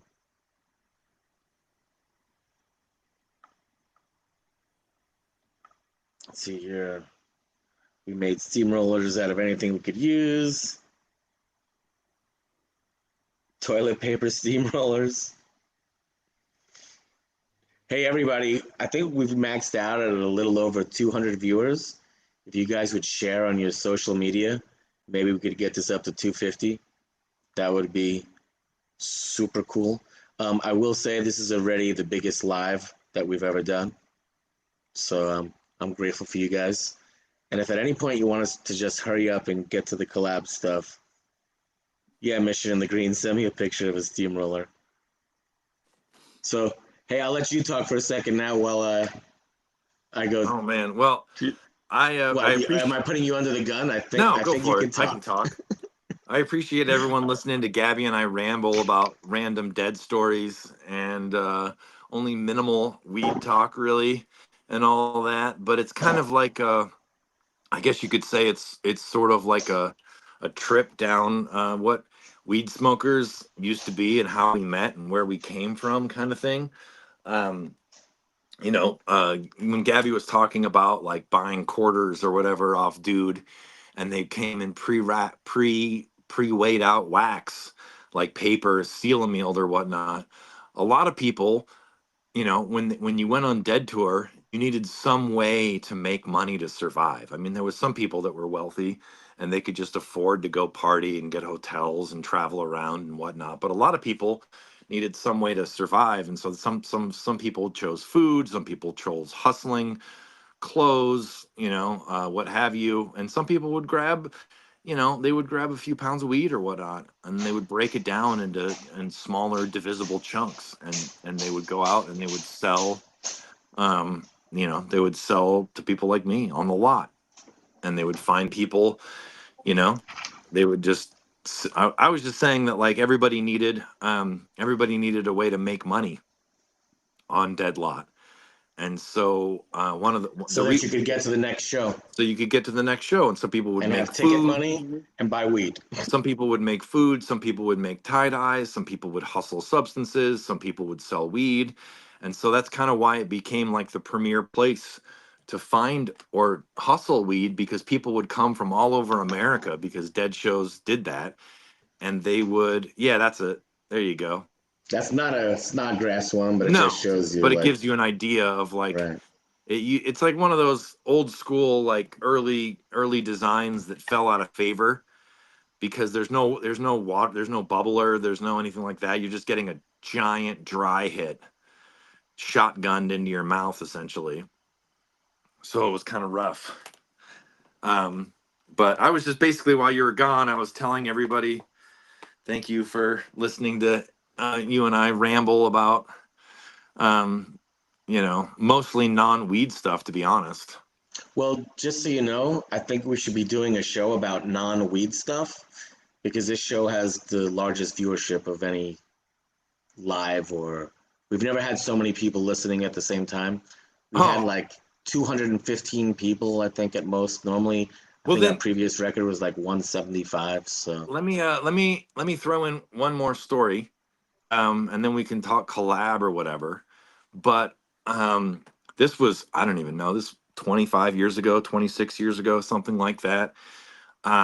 We were getting these water cooled lights, okay?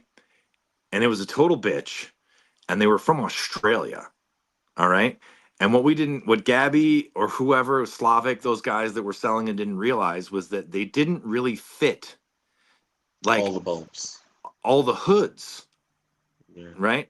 And so my childhood best friend, I've talked about him some. He passed away. He's tied into the Maui story and stuff like that. But he was out in California with me, and we got these water cooled lights because at the time it was like, oh my God, you can remove 90% of the heat from your lamp. And this was like this phenomenal thing, but they were like $400 or $500 a piece, and we couldn't fit them into any hood that was sold at the store that Gabby worked. And so we were like drilling holes in these things, and we were breaking them. And when you break something that's $400 or $500, especially back then, it's probably $1,000 now. It's a real bummer. And they're delicate glass work, and you're trying to like weave. We didn't realize that like they were using them on Australia in these open air winged hoods, but we didn't have that. We were trying to like retrofit them into like Hydrofarm or Sunlight hoods, because those were the brands that were on the West Coast. Ooh, maybe they went out of business, but maybe Diamond hoods too. You remember Diamond? Diamond lights. Diamond Lights, yeah. I And mentioned them to you earlier. You said you didn't know earlier, about them at the time. Yeah. no, I didn't know where their store was, but other stores carried Diamond Lights. Yeah. Basically, the three companies you could get hoods from or ballast from were Diamond, Sunlight, and Hydrofarm that I remember. So anyway, we're trying to figure this thing out, and even like trying to get tech support was a total pain in the ass, because these dudes were literally from Australia. So their hours of operation were like when we were sleeping. And so we were like, Sean and I would go in there and we would complain to Gabby about all the struggles we were having. We would bring them in, these They'd like be broken broken. broken pieces. We would have him try to fit them in, and then he broke one in front of us, and it made us feel better. And so he did, and yeah, every time you break one, you're like, oh, that's $500 down the toilet. But we got him working, and it really was so cool. You could like hold your hand. He had one running in the store, a 600 watt, and you could walk up to it, and it was on all day, and you could just grab the water sheath and hold it. Which, if you know anything about lights, it's like those things are so hot. They're Just like a being able couple to, thousand degrees. yeah, just being able to do that, you're like, oh my God. So anyway, Sean and I started talking to Gabby a lot more, because we kept coming in, because we spent thousands on these things and we kept breaking them. And so one day when we were leaving, Sean was like, we should do something nice for dude.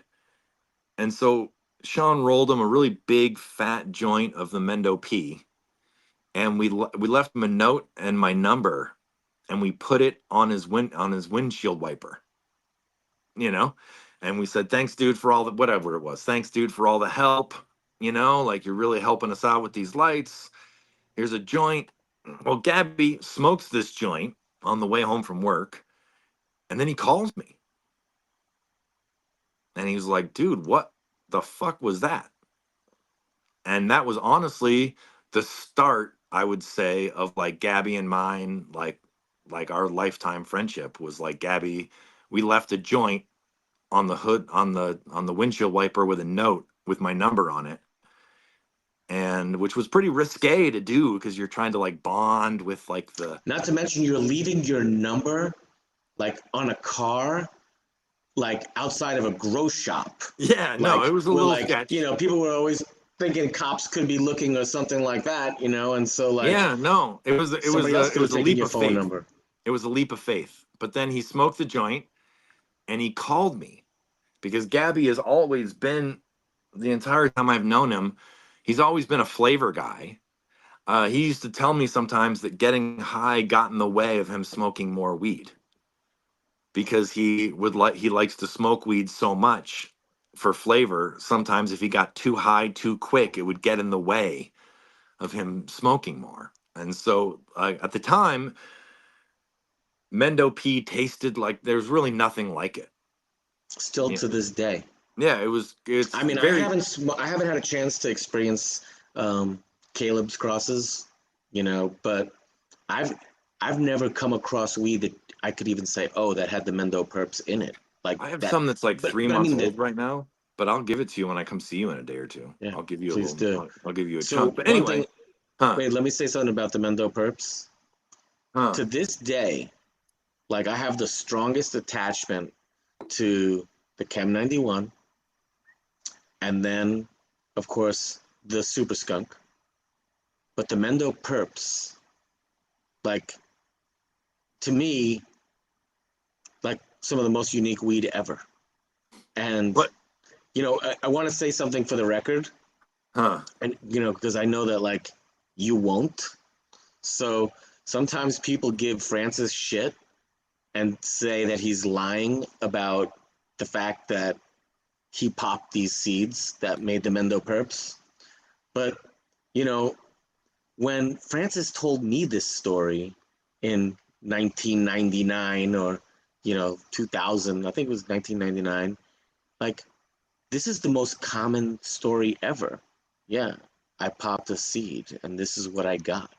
Yeah. Because so it's like back then, like people think like that you're making this shit up, that you started this seed. It's like why? Like why do people have to be that way? It's And just really, so like I'm confirming publicly for everyone that I'm so confident that Notsodog is responsible for the Mendo Perps, and no one could possibly prove anything different. I mean, I gave it to you. What was it? Yeah, it was like Yeah, 1999, something like that. That I put that joint on your thing. And the funny part yeah. about it is like I didn't breed it. Like I just gave this You old popped the man seed, some. I gave but I this mean, old man you some could. hash and some weed, and he didn't have anything to give me back, and I didn't care. And so basically, a random act of kindness led to him giving me a couple of seeds from when he grew when he was younger. And like a lot of weed stories, it's like you can choose to believe his story or not. It's really not like verifiable in any fashion. But I can I mean, it's say, the same thing as like with Greg in the '91, yeah, I can right? say that in that 99 or whenever, I don't think Urkel and Lav and all that stuff was really till more like 03, 04. Having weed that looked like that then was crazy. And that herb, oh, he's like right in the middle. Anyway, No, I'm listening though. Keep talking. that I just herb got you muted. and me leaving Gabby my phone number led to him calling me, which led to me going down to his house in, I think it was in Cazadero at the time, Hmm. something like that, and eating dinner at his house. And that led to me getting the skunk and the Chem 91.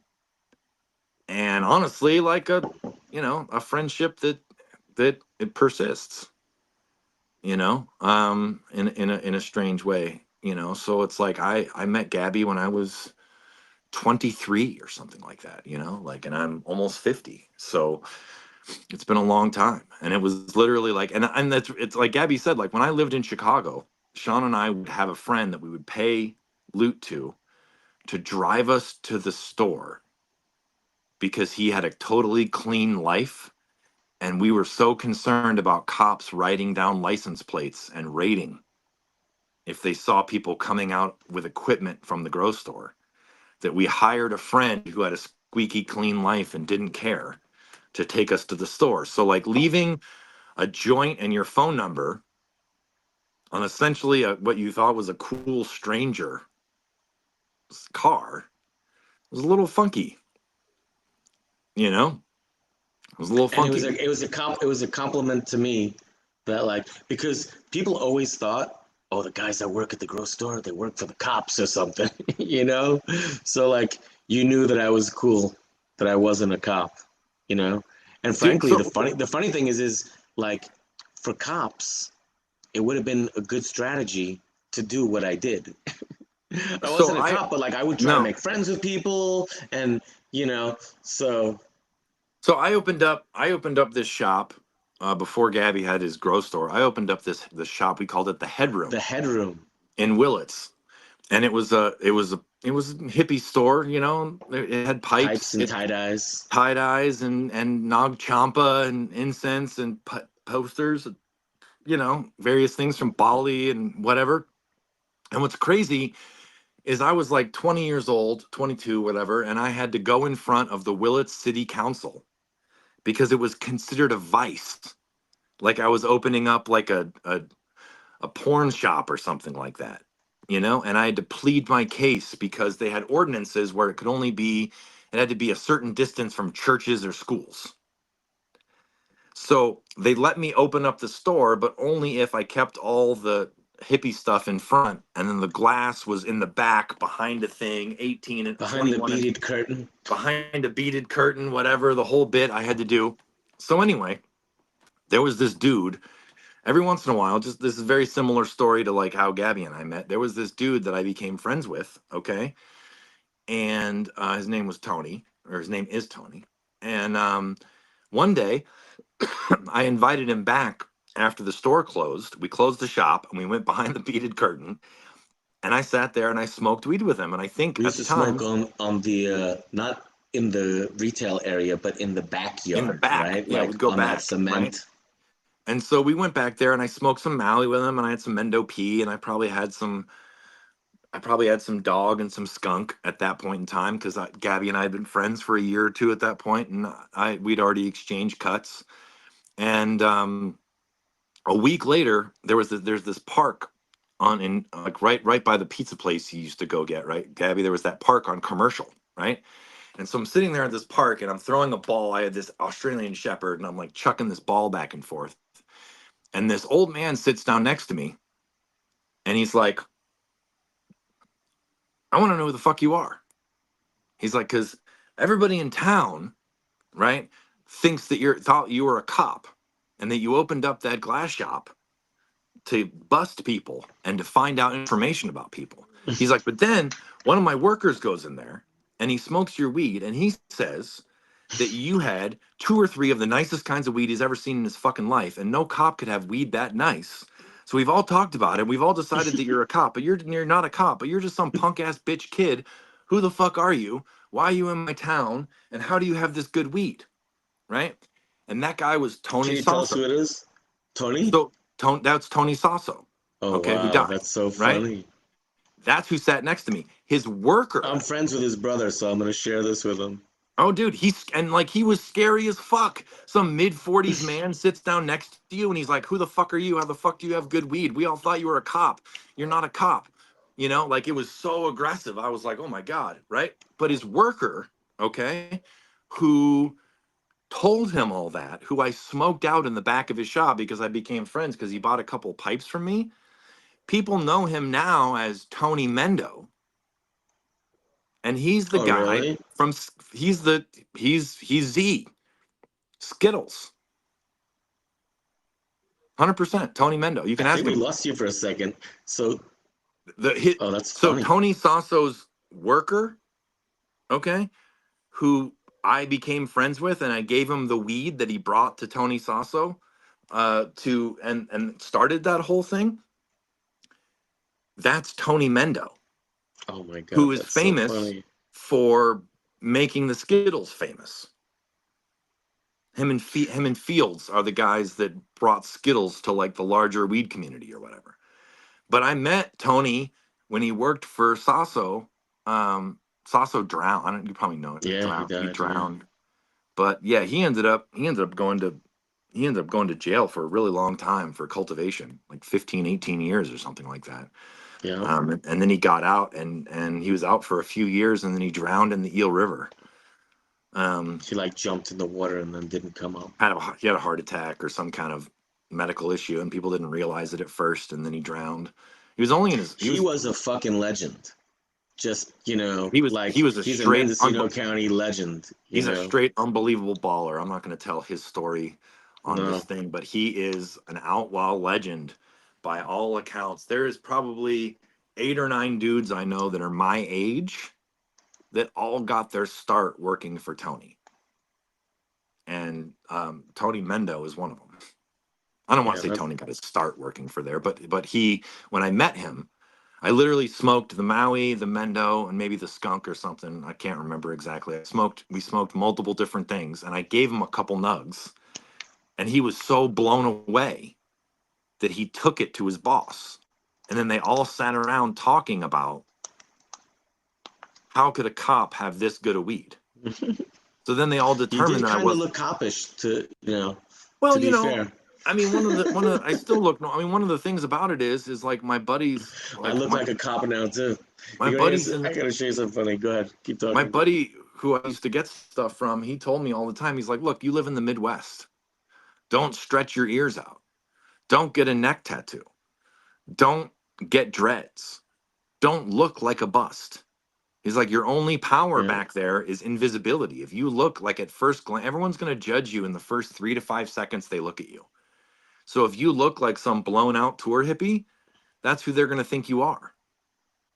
Right. And so I looked so straight edge that the dudes in Mendo thought I was a cop. And I opened up a head shop to meet growers. And Can I show you something funny? huh. So my friend Louis Farmstrong made this for me. Okay. Okay, like I just tell him what I want, and he just And plugs he it into pops it up. AI and makes it. Yeah. And because I told him I wanted to make sun for the sour diesel, I said, "All right."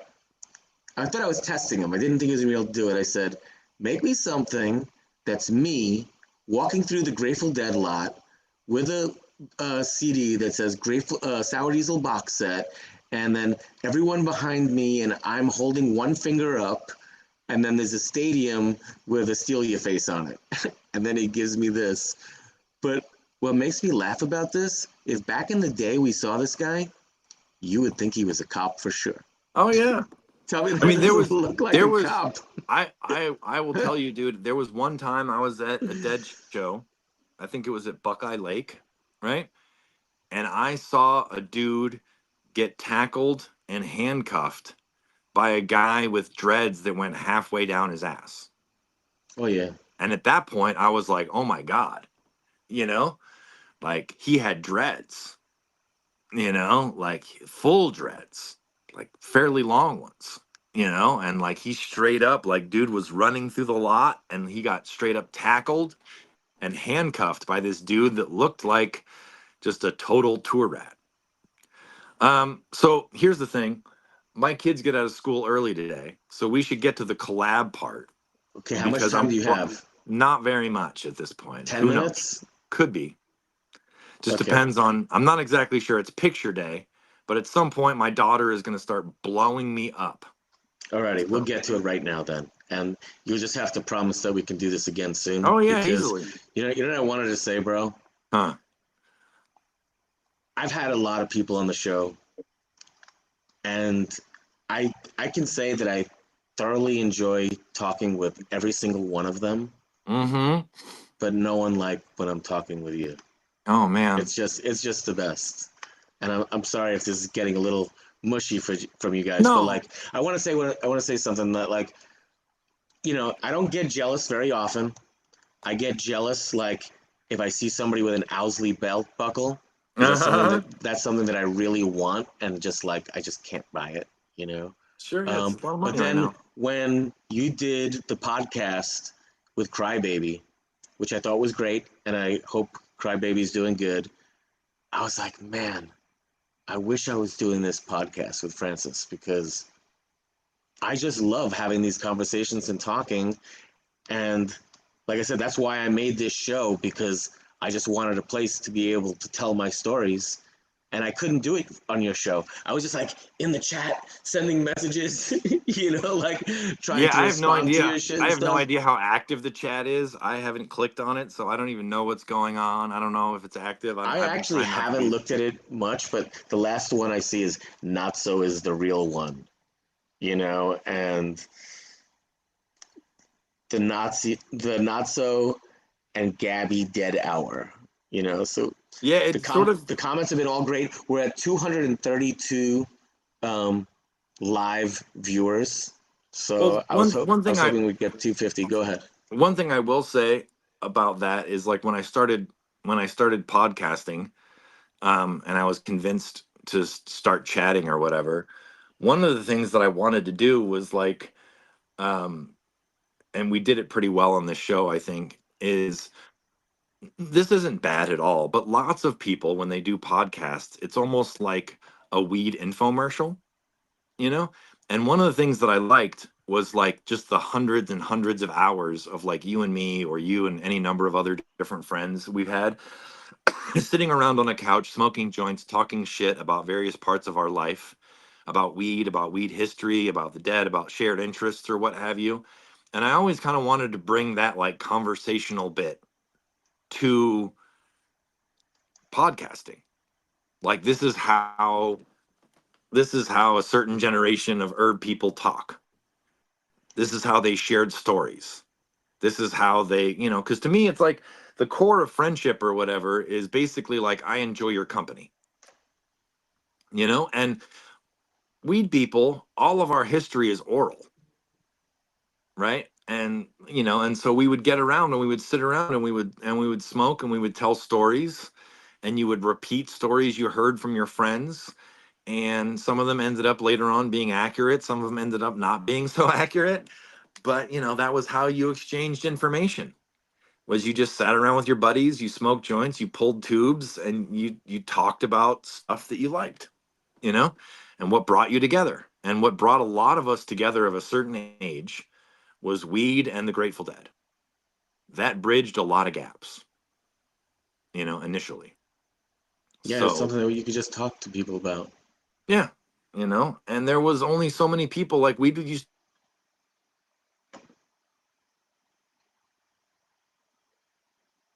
So we're gonna have to really here. I'm gonna text Okay, her on my iPad right now, but we're really gonna have to get to it. okay. Um, So let's let's get to it. Um, Francis and I, or Notsodog and I, we've done stuff together since the early 2000s at the latest. And he's one of my closest friends. He has a tremendous genetic collection. And, when I did that breeding project back in the day, it was with you. yeah, me. And so, like, I lost all those seeds for the most part. I actually have a couple of the seeds, but they don't pop. I got to do embryo rescue to them. But you know, lost all that stuff, and I want to do it again. And nothing makes more sense than doing that with you. On top of the fact you still have all the shit. You have those Some of it. I mean, plants. when I got pinched Love in some of it, but the ones that I '09. want, like the Mendo Perps, Yeah, you know. So yeah, that to me is like super high on the list yeah. of stuff that I want to work with. I want to work with your sour. I want to work with your headband. So, I'm super excited that we're finally able to announce that we're going to be working on these breeding projects. And also, I'm slowly getting some of your clones available on the website. So right now you can get the Notsodog sour from us, but we're gonna get a couple more clones for you. And you know, as you can see from Notso's, family life, it's very demanding, and other stuff that he's trying to do. He's had a hard time in the past just being able to do this. Like you wanted to sell your genetics online, but so I've got all this stuff ready, and so we're gonna get his collection out to the world. I don't think So he's ever been trying to gatekeep. one thing I'll say about all that. Well, I'll say two things. Yeah, Gabby and I, we did the Superdog project together. It's really funny because that era, we probably did it over a 2 to 4 year period, and we gave it all away, and didn't like it was so early on, there was no way for us to sell it. I remember Gabby talking about like one day you could make so much more off a 6 liter of seed than you ever could of flour. And I laughed at him because everybody that had a seed company had to go to Holland at the time. It was years and years before social media allowed small people to do drops and connect with people and discords and all that type of stuff. And so him and I have we've done a bunch of cool stuff together, and we thought about sort of doing it again because honestly, like I get joy out of when you work with someone, it means you get to see them more often. And as you get older and you get busy, you end up only getting to see the people you work with besides managing your family or this or that or whatever.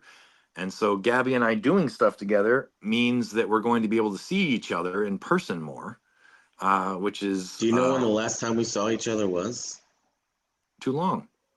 Yeah, I Too feel like long. it had to be before COVID, if not like way before that. So we see each other. I mean, we talk on the phone and stuff, and there's FaceTimes and there's all this different types of stuff, and we don't even live all that far from each other, you know. But so we're gonna be doing some like cool breeding projects or whatever, a collab, if you will, but basically just stuff that we think is cool, you know. And then the other thing that we're going to do is I have saved some, I haven't offered very many. I wouldn't say it's like the entire collection, but what I have done is that there's 6 or 7 things that I've held for between 25 and 30 years. And so I've grown them every which way imaginable, light depths, indoors, outdoors, this, that, what have you. So I have a long history with them. It's not just like get something hot, hype, and flip it. And I'm going to, Gabby already has one of them, but I'm going to be giving him some other stuff. And he's going to be assisting. We're going to basically do it together, and getting some stuff out there. They're all old favorites of mine. And they're all things that I've had a long-term relationship with and like for one reason or another. So Mendo P, the Maui, the headband, the 56-day headband, the sour diesel cut, which he already has. I have stories. Some of them are extensive stories. Some of them are homie getting a cut labeled as this, then, and I don't know anything about it. But they're all stuff that I personally like the flower, and I've done it in a bunch of different ways. And I never offered up the Chem 91 just out of respect for all of the some of the chaos surrounding that, which we won't get Well, if you into. get the Notsodog sour, you get a free Chem 91. Oh my And so now, gosh. Notso I is just kind of didn't think it was responsible for my that as well. place with you being able to, if you I didn't wanted. mean you get a free 91. I mean Yeah, everyone yeah, I get it. else. I don't need a free 91. But anyway, yeah, I have to get my kid.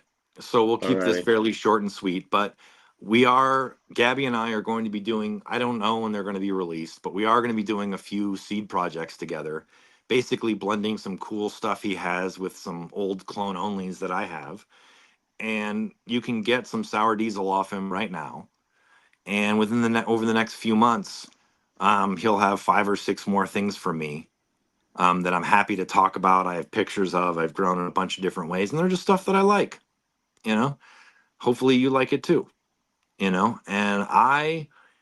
not to like toot my own horn or anything like that, but one of the cool things about being able, like the cuts being normalized now, is I would have fallen over backwards 25 years ago if I could have just like found someone that was older that was willing to come off cuts of stuff that they loved so much. It used to be really difficult, you know, and now it's sort of standardized. And so hopefully we'll get some of these out there. We already have to some degree. People seem to like it a whole bunch. And so opinions obviously vary, but they're all, each one of them is something I've had a long relationship with, and I really like to smoke a whole bunch. That's kind of the gig. So clones will probably be now, and over the next few months, different things will pop up, and the seeds will probably be more like fall, Christmas, because we have to do some arrangements and some planning, and that takes a little bit more time in the oven. But that's the Well, gig. I appreciate you being here. I think at this point, we can just open it up to questions, and anytime you have to leave, even if it's right now, buddy, it's cool. I can, Well, I can't you know, see anything on this thing that I I'm can, on. So if you I want to can feed ask me the questions questions, for you. Yeah, sure. I'll read the questions, and we can both respond to them. It says, the Maui reminds me of the Blue Dream in a good way. I would say there could be some similarities. I mean, the Maui, I wouldn't say it's like elite by today's standards, but it has a lot. It's like really frosty. It can turn purplish when it gets cold. It yields really big, and it's one of the first like strains of kind bud.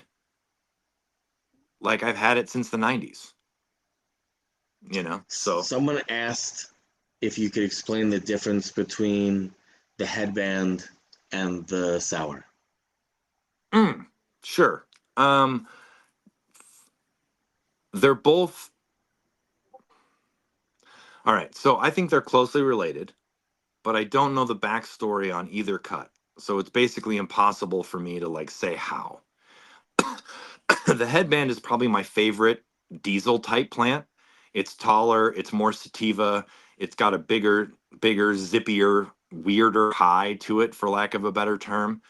I grew it a ton. Lots and lots of people renamed it sour, or they came after looking for that sour. Um, so they're both sour diesels essentially. You know, they're probably just different expressions of the same thing. Yeah, and you used to sell the headband every now and again as the sour diesel, right? There was a bunch of people in our crew that I won't name that renamed it sour just because brokers would come up here looking for certain stuff, you know? So it was always the LA in our crew just because that's what it came to us as. And actually, that might be, you might have to give me 30 seconds. Think of a good question. I might have to open the door for my kid. Alrighty. So how about some questions? Do you mean Super Skunk versus Skunk number one?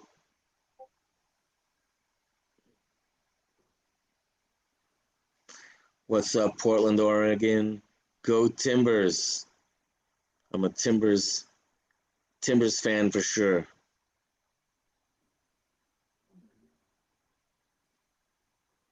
The Mendo Perps was not very potent, but it tastes beautiful. Hey, I'm gonna have to put you guys. I got somebody at my door. Hold on one I second. just had my kid at my door. Yeah, someone's at my door. Somebody Give me a was sec. asking if someone was asking about Mendo Perps. No, it's not very potent. It's very purple. It's got a crazy aroma. It looks beautiful. It smells beautiful. I actually really like the high on it a bunch, but admittedly, it's lower THC, and it's probably either like a morning weed for people or people that just have a light tolerance. I would say is probably the best thing. I can't see. I can try to open up my iPad. I can't see questions, so I apologize. Until Gabby gets back, I might be stuck.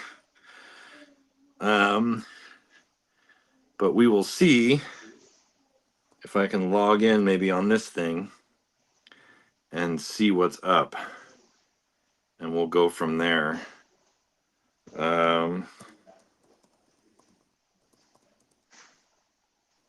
Craft Growers Network. Oh man, we are live. So let's see. Oh, let's see. Someone just asked, has we grown the Chem Dog outdoor? Yep, we did.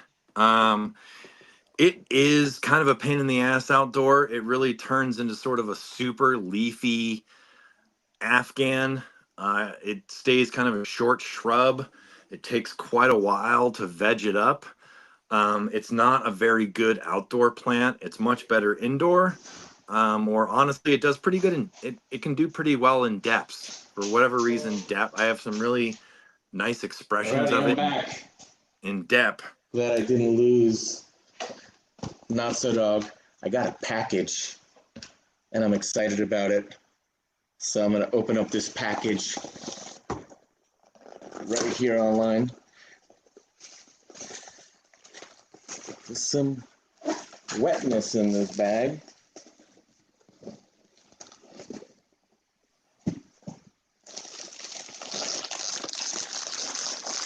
Oh man. You gotta go. No, I actually don't have to go at the moment. My kid came home. I gotta put You some know, gloves on to open this package. I'm sorry, hold on. No, it's fine.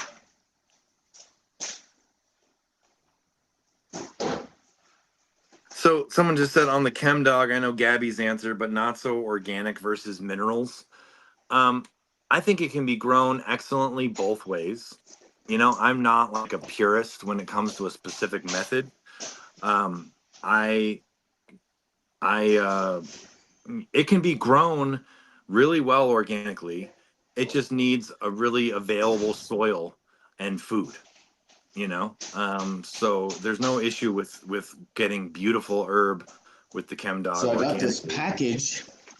Go ahead. I No, wish I could read you the questions. Let's see.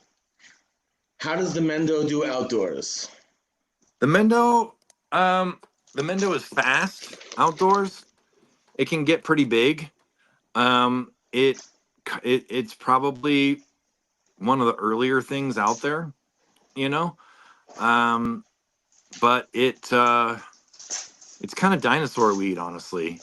Like it can look a little funny. It can have these huge leaves. It can be a little leafy Afghan. It's another one that's probably better off indoor or depth.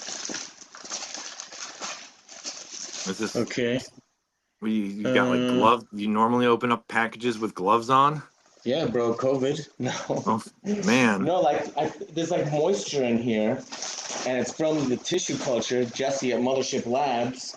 So like I don't know if like there's like hormones and stuff that spilled out of here Oh or no, that what. makes sense. But this is Someone just asked, actually, how did you guys get yourself in the right place to get the real cuts? what do you Blind see? luck. Look, this kind of fell over. Yeah. That's Just not good. just blind luck. Like I said, being involved in the Grateful Dead, I moved out to Mendo in the late 90s, which was one of the epicenters of herb at that point in time. But basically just making friends and stumbling into things. That's really it.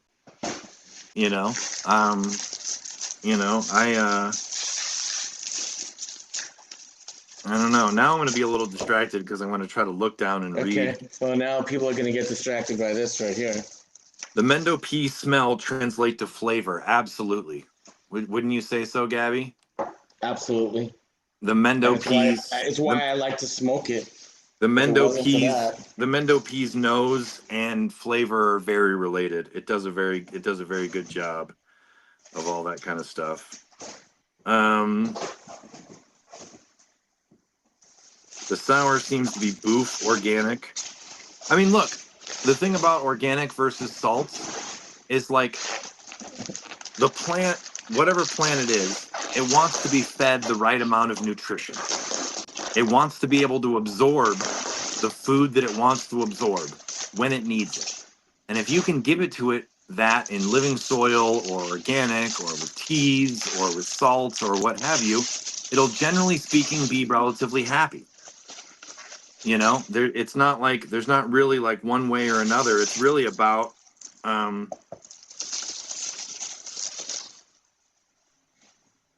oh, you're showing that off, huh? So I want to show something off if I could. I want to show you what I just got in the mail from Jesse at Mothership Labs. These are sour diesels. They're growing. This is from Meristem. These are, see, should have a date on it. It says 5.9. That can't be right. That's probably the initial. He's got a barcode I can scan on it that'll tell me. But you can't see, but there's growth. There's like new shoots coming on that. And that's the Gaby Staten Island. Oh, no, excuse me. That's the Smash Hits. So Somebody said I going. grew Gabby sour feeding BioCanna. It came out unreal. I really love BioCanna.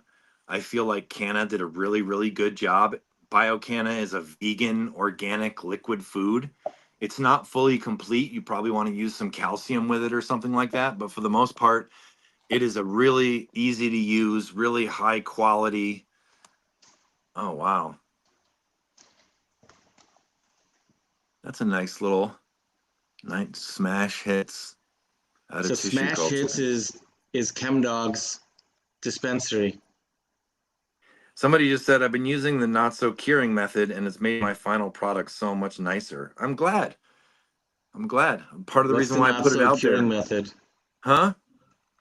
Give us the brief synopsis of The what the brief not so curing method. synopsis of the not so curing method. And I probably, it's like one of those things where I'm all of a sudden I'll get like heat because I added my name to it or something. But let's just say it's a curing method that I aggregated from various people that I found works pretty well for me. I like to either hang the plant whole or chop it into chunks and hang it on the line. I don't do any defoliation. I like the fan leaves to stay on there because I like the added moisture they have. And I like the fact that they fall down around the buds and protect the bud from light, from wind, from things that oxidize it and stuff like that. I generally speaking like to leave the room and at, 65, 70 degrees, somewhere in that range, and the humidity between 50 and 60. If you can keep it there, you're good. I like to dry it like that for 10 to 14 days. And then at that point, I buck all the fan leaves off because they have a tendency to smell like green vegetation or hay. And I chop the the branches into chunks that'll fit into a paper bag, and then I'll put 300 or 500 grams of that kind of stuff on stem in a paper bag, fold it over, and I'll stack 5 or 6 or 9 of those into a contractor or a bin, and I'll seal it up. And what that does, I consider that stage curing, where you're sort of like slowly bringing out the moisture from the stem into the plant. If you just leave the sweet leaf on and you take off all the fan leaves, then the aroma that kind of percolates, like the thing that scares me about fan leaves and sealing stuff up with fan leaves on it is fan leaves smell like hay. They smell vegetative. They don't have the terps on them. They don't have much crystal content or anything like that, if any. So they generally smell like vegetation. And in my opinion, vegetation is not the aroma that you're after when it comes to cured weed. Hay is So an awful. it's funny that you say that Huh. because that's why. Okay, so I'm gonna say something more controversial than what you're gonna say. Although Okay. you just made a really old comment. Like people are like, oh man, that guy's old. He cures his weed in a paper bag. That's what I did when I started too. That's what we all did. Curing weeds in paper bags, and eventually I graduated to cardboard boxes and stuff like that. But I thought you were gonna say something more along the lines of like uh modern curing tactics. I Like don't think it's been improved. I mean, I'll tell you just really quick why I love the paper bags, right? For one thing, they breathe but slowly. just like cut holes on the sides a little bit. No, they breathe but slowly. They're dry, so they'll absorb a little bit of the excess moisture, if there is any, into themselves. And then unlike dumping a whole bunch of herb into a bin where it's weighing down on the bottom, the bag holds its shape. So if you put 300 or 500 grams in a bag and then you put 3 bags at the bottom and then you stack 3 bags on top and then you stack 3 bags on top, there's not really a bunch of weight on the bottom because the frame of the bag itself And then when it comes time to trim it, you can pull it out and you end up with bags, and one bag can be stems and one bag can be sweet leaf and one bag can be trash, and the rest is flower. And I just started doing it because in the middle of the 215 era, I would pull down depths or outdoor that would take me literally weeks with the size crew I had to get through it. And then you're like, okay, so how do I make the herb how do I make it better a month from now? Because I'm not going to be able to get to that for a month. Even if I've got people working every day, it's not like I had a giant crew. It's going to take a while. And so like leaving it all up on the line meant that you had to like keep this room like a perfect humidity and a perfect temperature, Right. which was hard. So it was like I could sort of, and then it was like there's this thing when it comes to curing where it's um like I feel like curing happens on the stem. So if you leave the nugs on the stem, then there's an interplay between the inner moisture in the stem, and the moisture will move from the nug to the stem to another nug, and it just sort of slowly starts to equalize. You can put it in there too wet, like if you dried it too fast and there's still too much moisture. Like there's definitely, like I could get into detail that I don't want to, like just because it would be time consuming, but you can definitely put it in there and get it too wet. But generally speaking, most people that follow that technique, they end up with better herb because a lot of times people hang it and then they immediately trim it and put it into a jar. And then if it their curing is almost like burping, right? Well, I consider burping to be like more fermenting. You know what I'm saying? Like it's too moist to be locked up, so you need to like air it out some. I just find that leaving it on the stem works better. And it seems like people that do that, they do well with it. So, you know, A couple of um, people commented that. So my feeling is, and it's totally controversial what I'm about to say. Like are about to say that I'm a complete idiot, and that's fine. I may be, but this is from my experience. That okay. particularly certain strains, I think they're better to remove as much foliage as you can at harvest. Now, the sugar leaves, I would definitely leave that stuff. I'm not saying you have to but remove as much of the bigger leaves, even stuff that isn't just a fan leaf. Um, and the reason for that is I feel that when you leave those leaves on, if those leaves have green to them, it goes through the bud as it's drying out. And the perfect example of that was the super skunk.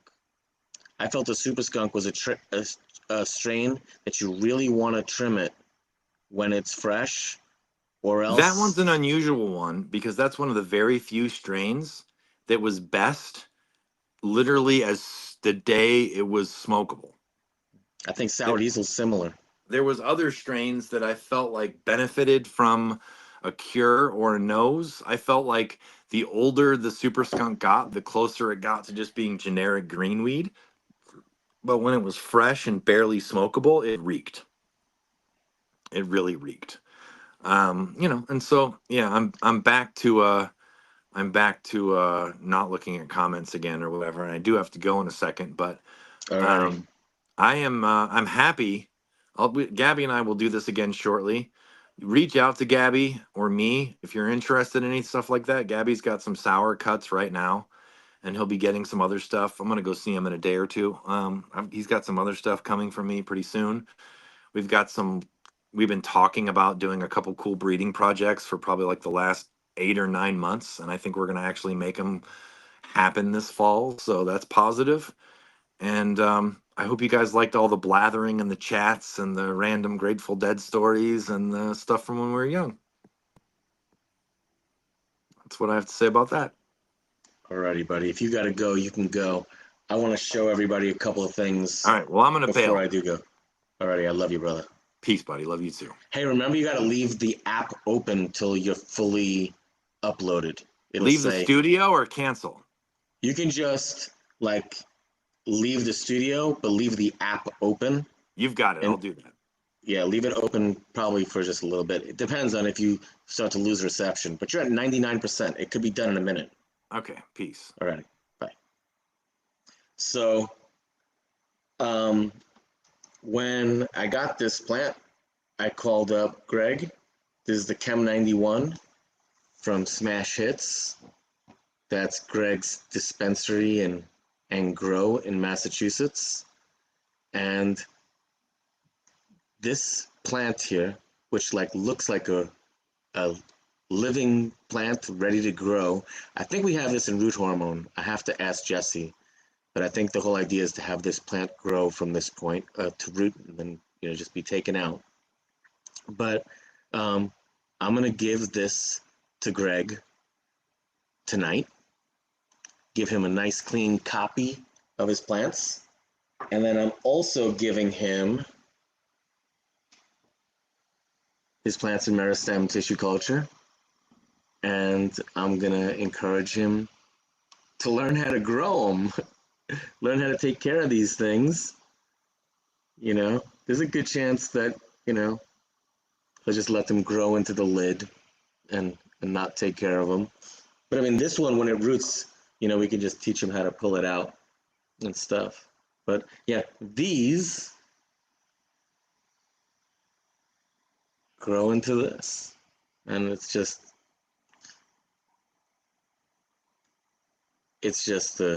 incredible. Yeah, Mission Cannon Provisions is the Dispro, Smash Hits is the grow and brand. So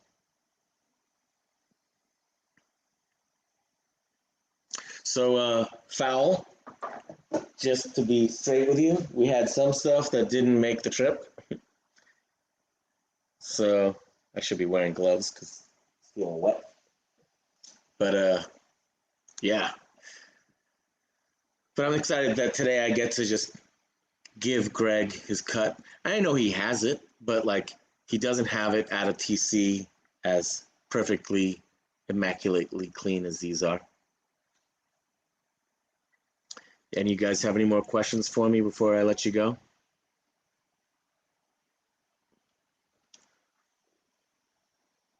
It looks like NASA weed. That's how NASA would do it, that's for sure. But you should do it too. Tissue culture is not that hard. Oh, check it out. Notsodog leaves, instantly viewership goes. All right, I get the point. You guys like Notso more than you like me. That's fine. I might like him better than you like me too. Bob, send me a text message because I'm not exactly sure what the question is, and I'd have to look at my notes. Thank you, Fowl. Honestly, I have so much fun doing this, particularly with Notso. Yes, I smoked lots of brickweed. 35 people was like 12, 13%, bro.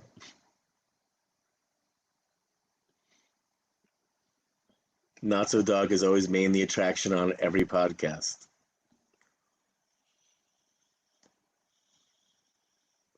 He tells good stories. I really like listening to him.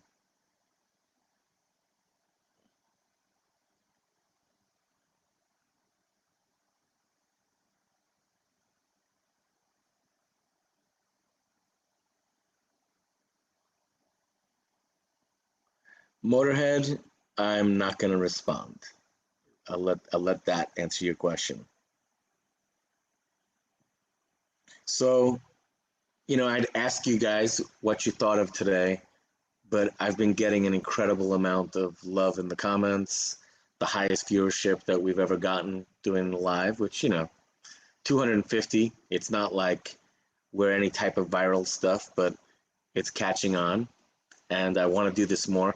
I think I might have been a little scared to do the lives, feeling like that the show might not come out totally professional. I mean, even when we edit them, they're not professional, but I just figured editing them was better. But now, after I did a couple of lives in a row, I really enjoy it. It's also nice to know that I don't have to edit this afterwards, because a lot of times I would record a show and it's like, man, to actually sit down and make the time to edit it is difficult, because for a 2-hour show, it would take 4, 5, 6 hours to edit it sometimes. And, don't have the time. Thank you, Scotty. I love you all. I really do. Hello from France. Prohibition sucks. Yes, sir. Bonjour. Is Chad Westport in the building?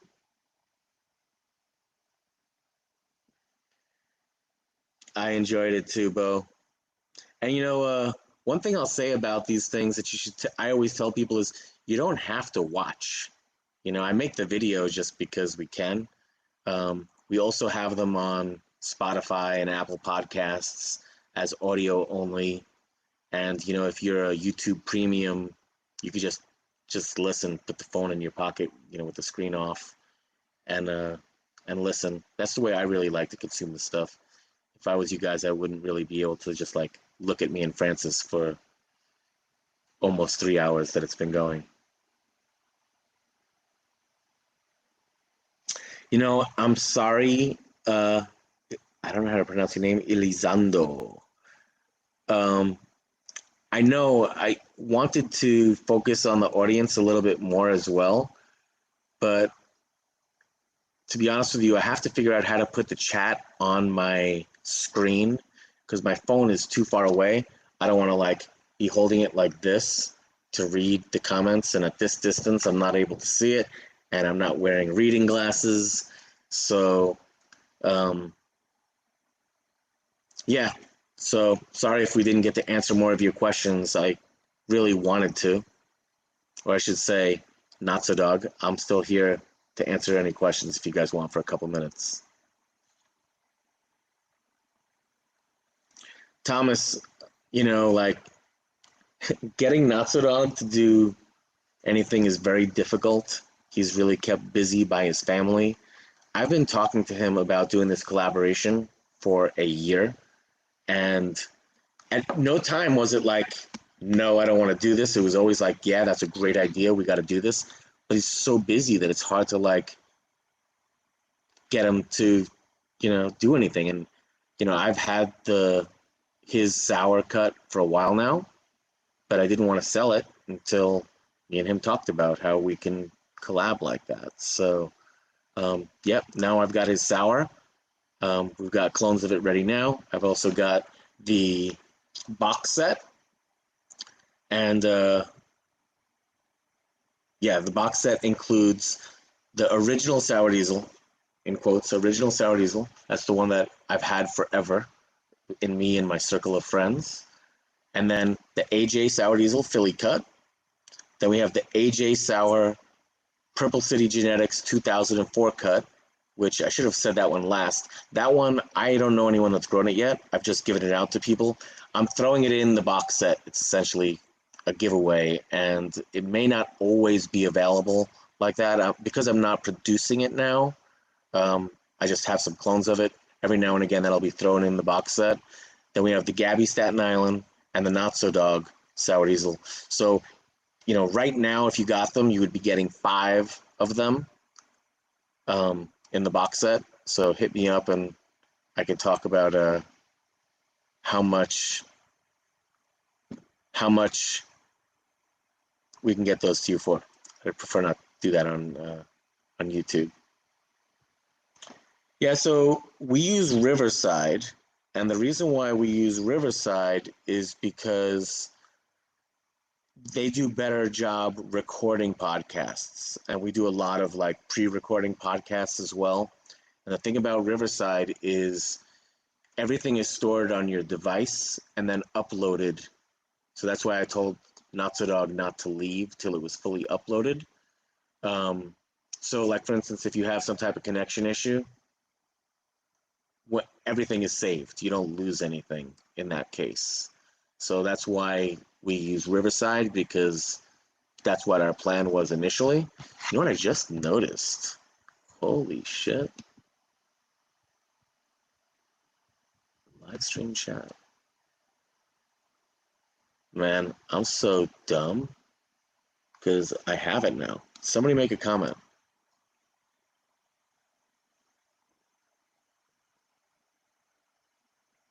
So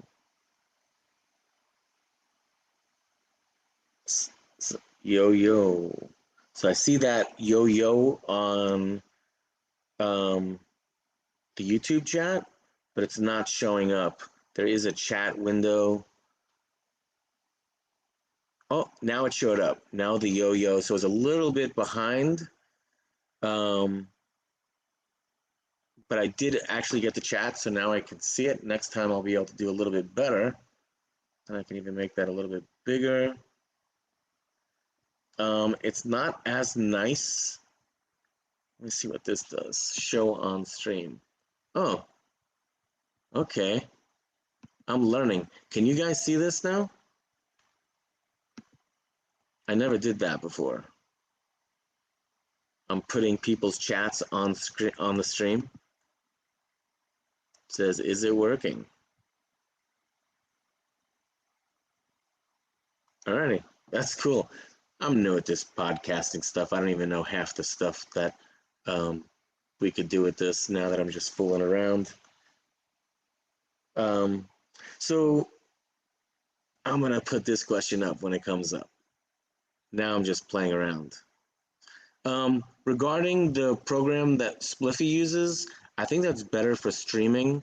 We want to make sure that anything we use has the highest quality for recording. And like I said, that feature that your stuff is kept on your device until it's till it's uploaded and you save it all. So here's the question I'm gonna put it on. Gaby, regular or FEMS for the breeding project?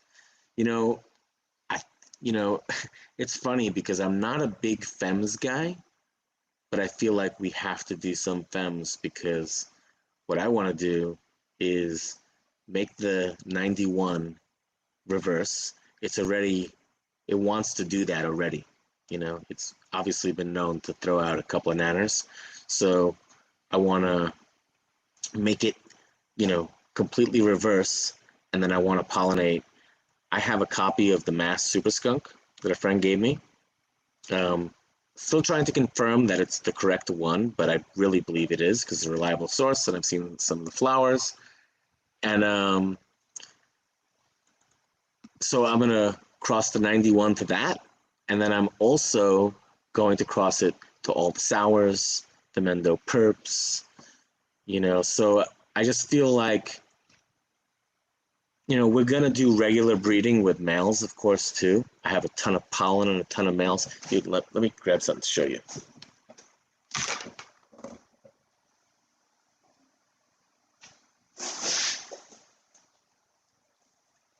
I know the turkey bag is cringy.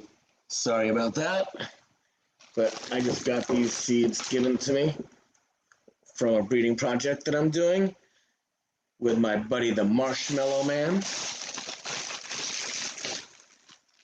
These are all my genetics, and he's helping me with breeding. And we crossed everything in this room was a red grape Lebanese male.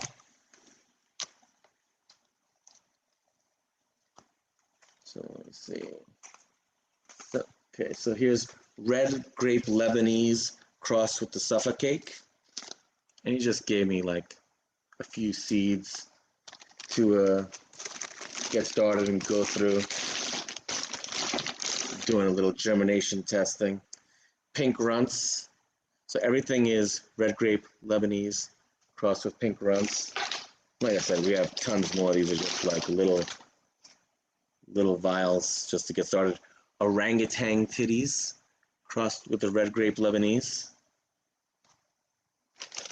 Yeah, so we have thousands of, between 500 and, 1,000 plus. So this is the red grape Lebanese crossed with my original sour diesel. It says OG times SD, but he read the label wrong. That's just the original sour diesel crossed with the red grape Lebanese.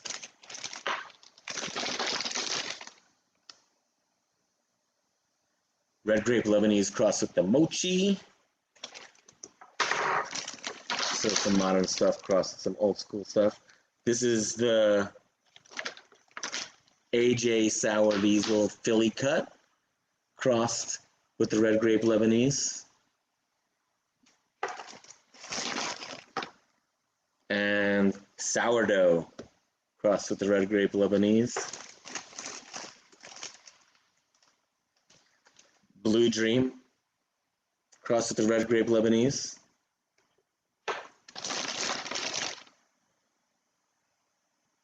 Sourdough. Is this boring, me looking through my seeds? Oh, Larry times SFV, or SFV times Larry, and Red Grape Lebanese. So yes, we're working on doing breeding. Okay, so this is the Red Grape Lebanese times the Red Grape Lebanese. So the Red Grape Lebanese was from my buddy Two Trees, and he gave them to AK Bean Brains, who stabilized them.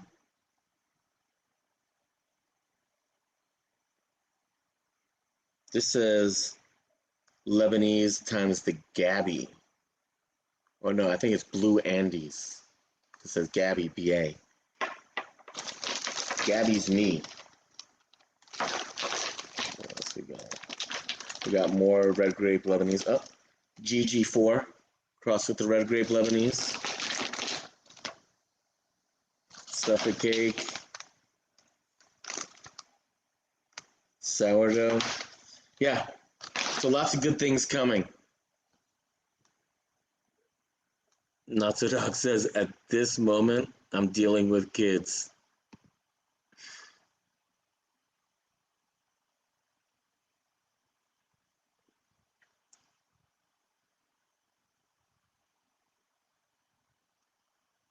Yeah, I hope Notso comes back soon too.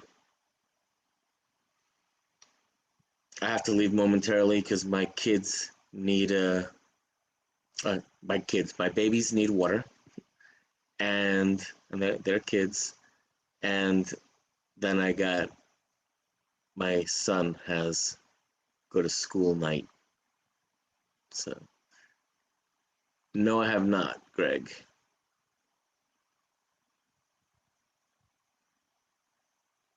We'll let it go for just maybe like another 2 or 3 more minutes. I'll answer some questions.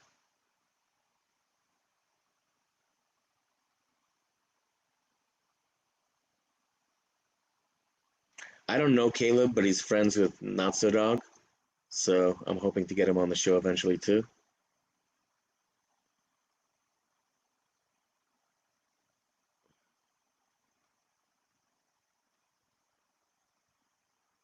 Yeah, so if you watch on YouTube, the stream stuff comes up a little bit faster. But Hillbilly's gonna wet his pants. I'm glad he's not sitting on my couch.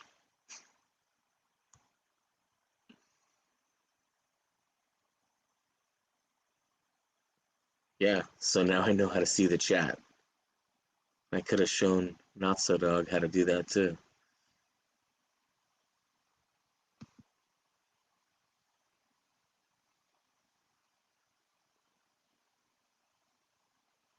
Oh, we still have more viewers now than any time I've ever done a live stream before. So yeah, I'm happy about that. Yeah, I'm flowering it real soon, and the person who gave it to me is also flowering it real soon. They've held it for many years, and they showed me pictures of it. It looks correct. And I tested it for the virus. It doesn't have the virus. So plant that old and never gone through TC. It's still very clean. Yeah, so that's what these crosses are. These are the Red Grape Lebanese male plants that are crossed. This is the SFV times Larry, SFV, the orangutan titties times the Red Grape Leb. So we did that.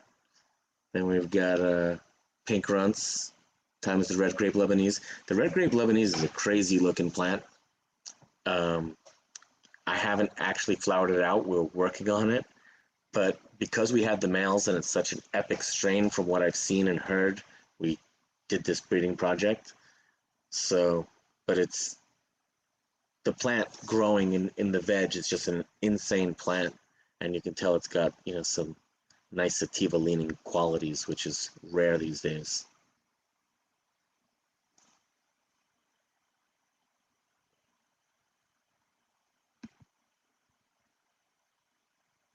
The chat was jumping, going round and round. That's a good one. The Gaby Staten Island sour takes 70 to 77 days. I do that the same with my original sour, and the AJ is a little bit faster. The AJ Philly cut, I should say.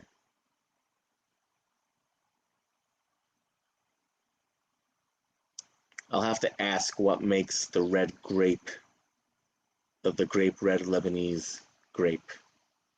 I have to ask Two Trees about that.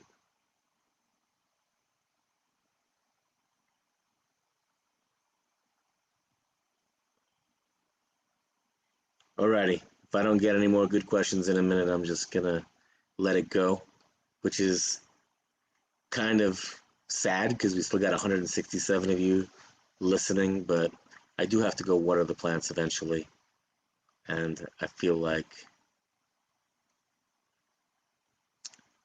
is that Louis Armstrong? Thank you, buddy. Buddy, I'm gonna show everybody this. Louis does all my AI artwork for me, meaning he knows how to plug it in to the AI to, you know, do crazy stuff. And he made this for me, which I think is great. Notso, I told him I want me and Notso in a field of weed, shaking hands, and on the text. Hold on, I have one that's. I'm showing you the video ones that I made. Let's see if this one's just regular. There you go. And so I really am grateful for him. Thank you, Louis Armstrong. Mission, thank you. So I've never run the UK cheese cut. I've had it as far as flour, but I've never run it. And Mr. Spliffy is sending it to me. It's supposed to be here like today or tomorrow. I think tomorrow.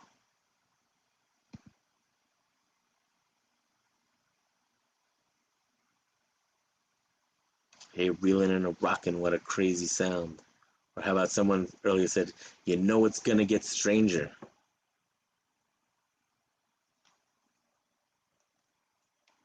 I'm gonna put all this stuff away while I wait for any other questions.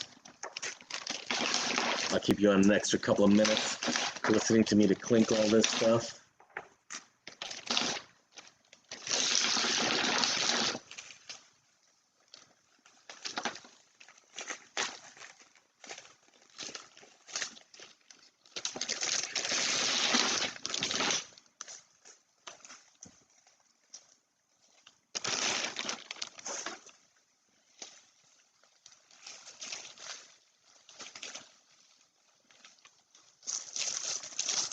I do not have the tips. I don't remember what the tits was, but I know that that was a strain that wasn't supposed to get getting out and did. By the person that doesn't keep his word.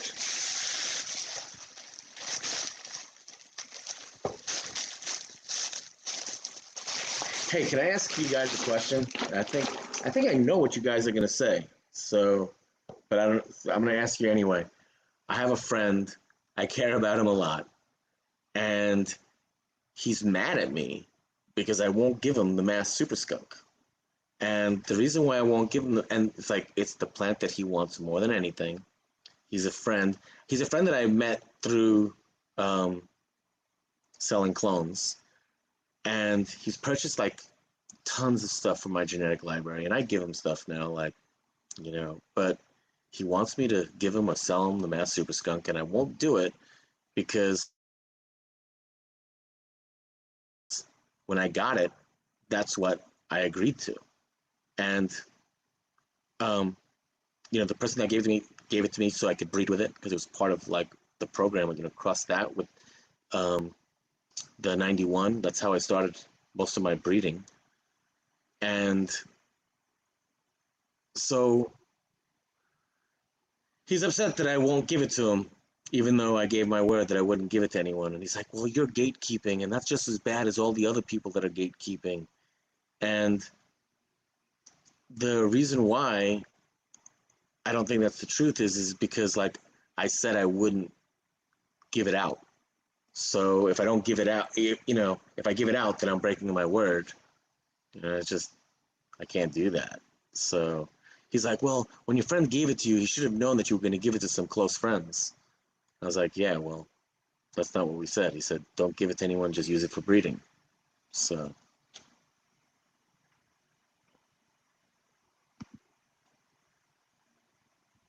And I mean, the truth is that I want to give it out. Why does Crazy Composer deserve to have it? I have no problem with him, but I'm just wondering, why does he deserve to have it?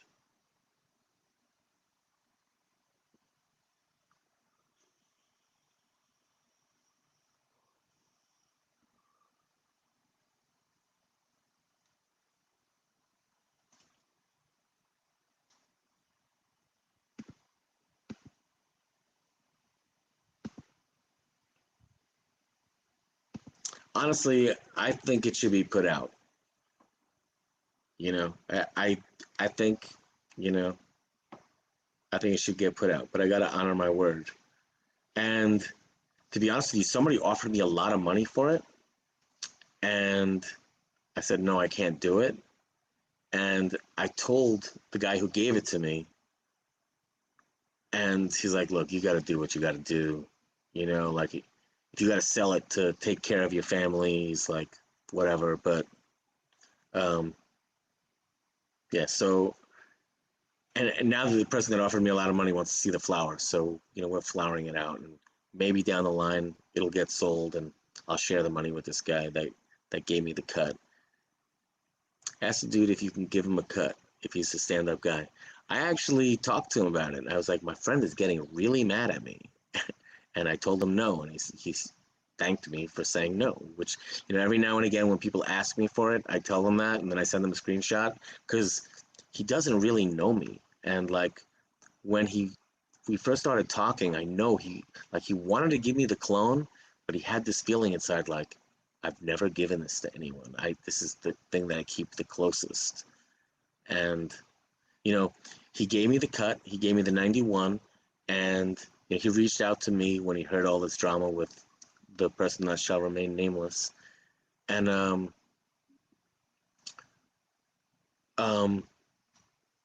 lost track because I'm reading the thing, and I might be a little bit high. Jesus Christ, it's embarrassing on a live. Jesus Christ, I lost track of what I was talking about. Yeah, so he gave me the cut, he gave me the 91 and the Mass Super Skunk.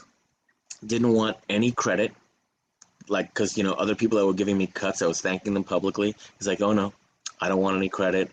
He didn't want to be involved in the drama that was going on with me and that person earlier. He just wanted me to have the cut, didn't want any money, didn't let me pay for shipping, so yeah, people have been super cool to me, and I do believe that the cut's legit, but I'm growing it out, and I'm going to pollinate it. I still think I'm going to be able to, like, see what the flower is if I can smell the original Super Skunk.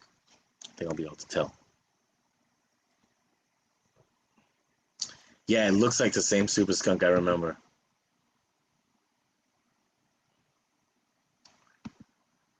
I do not know what Lucky Dog is selling on his site. But I think it's insane that he's selling clones for $1,000 on his site. And he's selling the 91 for $500, and I'm giving it away.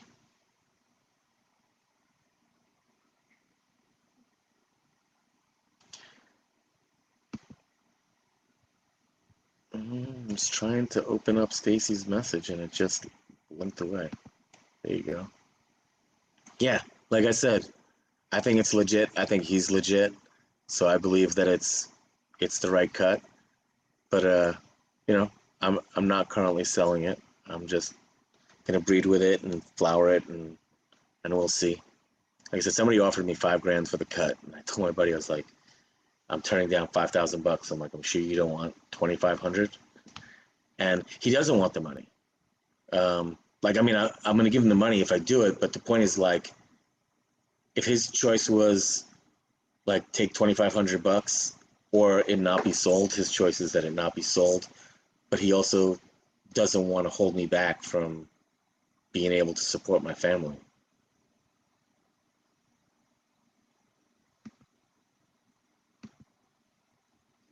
Cuts like the mask touched a lot of people's lives back in the day and means just as much to them as it does to you guys.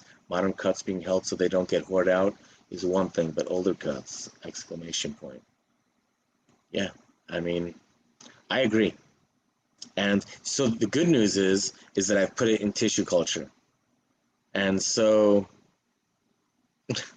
you got the 991 for $500 less than he sells it for. That's a great one. That one has to go up on the screen. I might even have to put that one up twice.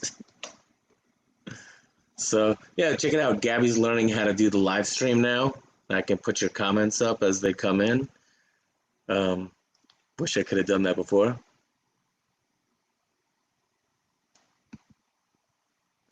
Never.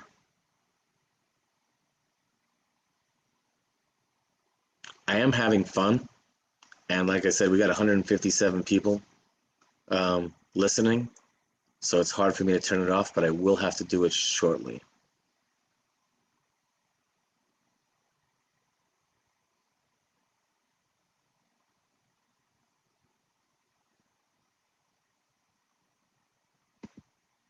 Yeah, I can do that. Except he told me he doesn't want me to tell anyone. And, you know, it's not like he said, give him my number. Yes, I remember Jeff Edwards. He was not only part of Harvest House, but he also was like one of the directors in the Hydroponics Merchants Association and went to all the hydro shows.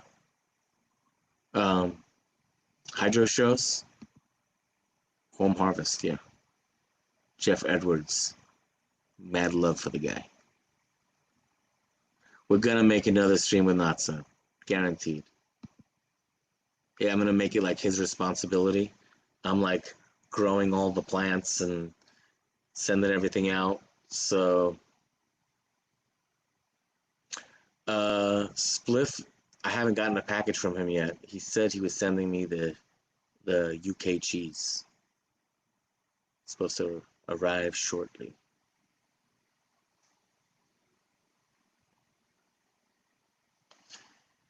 Yeah, I've heard that. J5.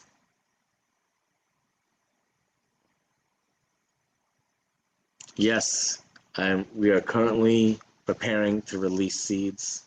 We're doing some testing. We just did some initial breeding.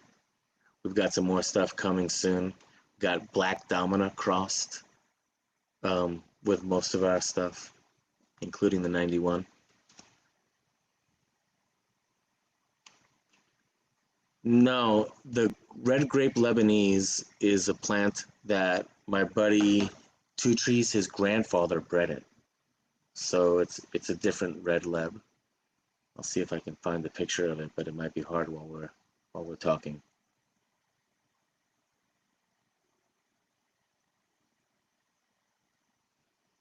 Okay. Here's some pictures from AK Bean Brains.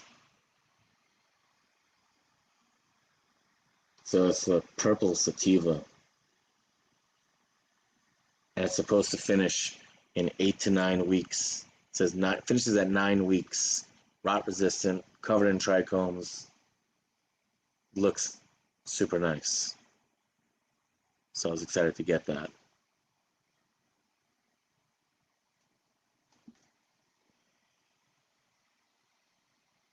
And Two Trees sent me all the seeds. He had AK send me some seeds. It says it was his grandpa's work. It says this was a preservation project from a NorCal collector seed stash from the 80s. It was Will at Two Trees Farm. It was his grandpa Ike's work. It's been acclimated to grow indoors and does very well. Fast finish at 9 weeks. Rot resistant, covered in trikes. So those were the seeds that we, I still have some females of them too as well. But we bred with the males from that.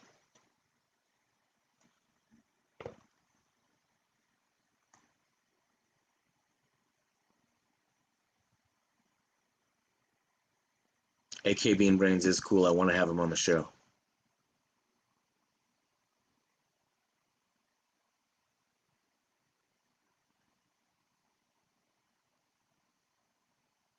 Alrighty, guys. I have to say goodbye.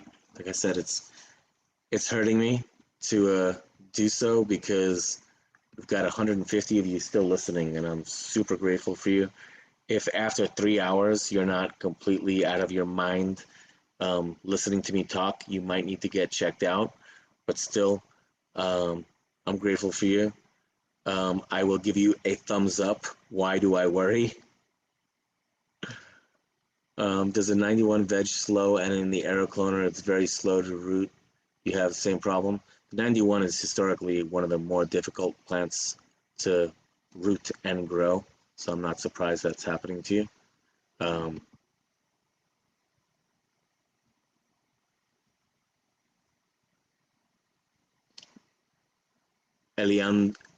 I wish I could pronounce your name.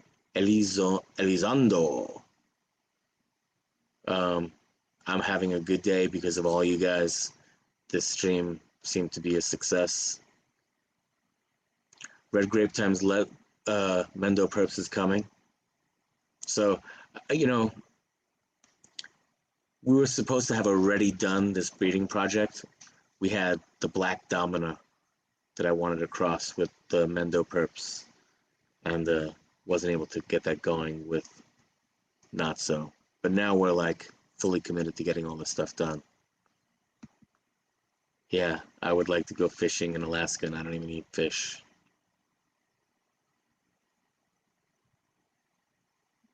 Alrighty, well, everybody, thank you very much for joining me on this live stream. 3 hours and 7 minutes in.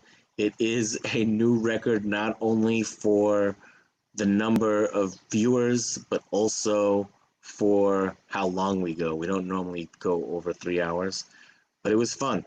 And I appreciate all you guys, and you will be hearing more. Oh, one thing I want to say to the 141 that are still here, also check me out on the Gaby Staten Island channel, because I'm going to post stuff there often that, let's just say, it bends the rules a little bit more.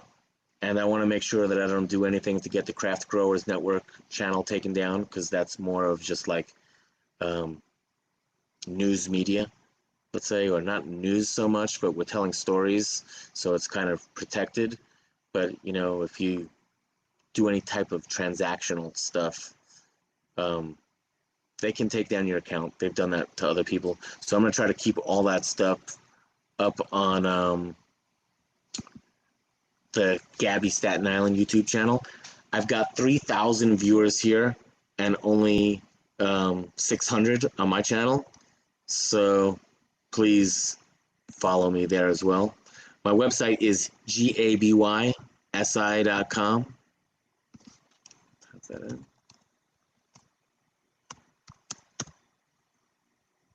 Learning how to use this. Oh, I typed it into the chat and then I have to show it on the stream. That's terrible typing. 2 capitals on the Gaby, but that's my website. You can check all my stuff out there. If you're searching for the dank, you just found it, bro. Alrighty, guys. Let's call it quits. Bye now.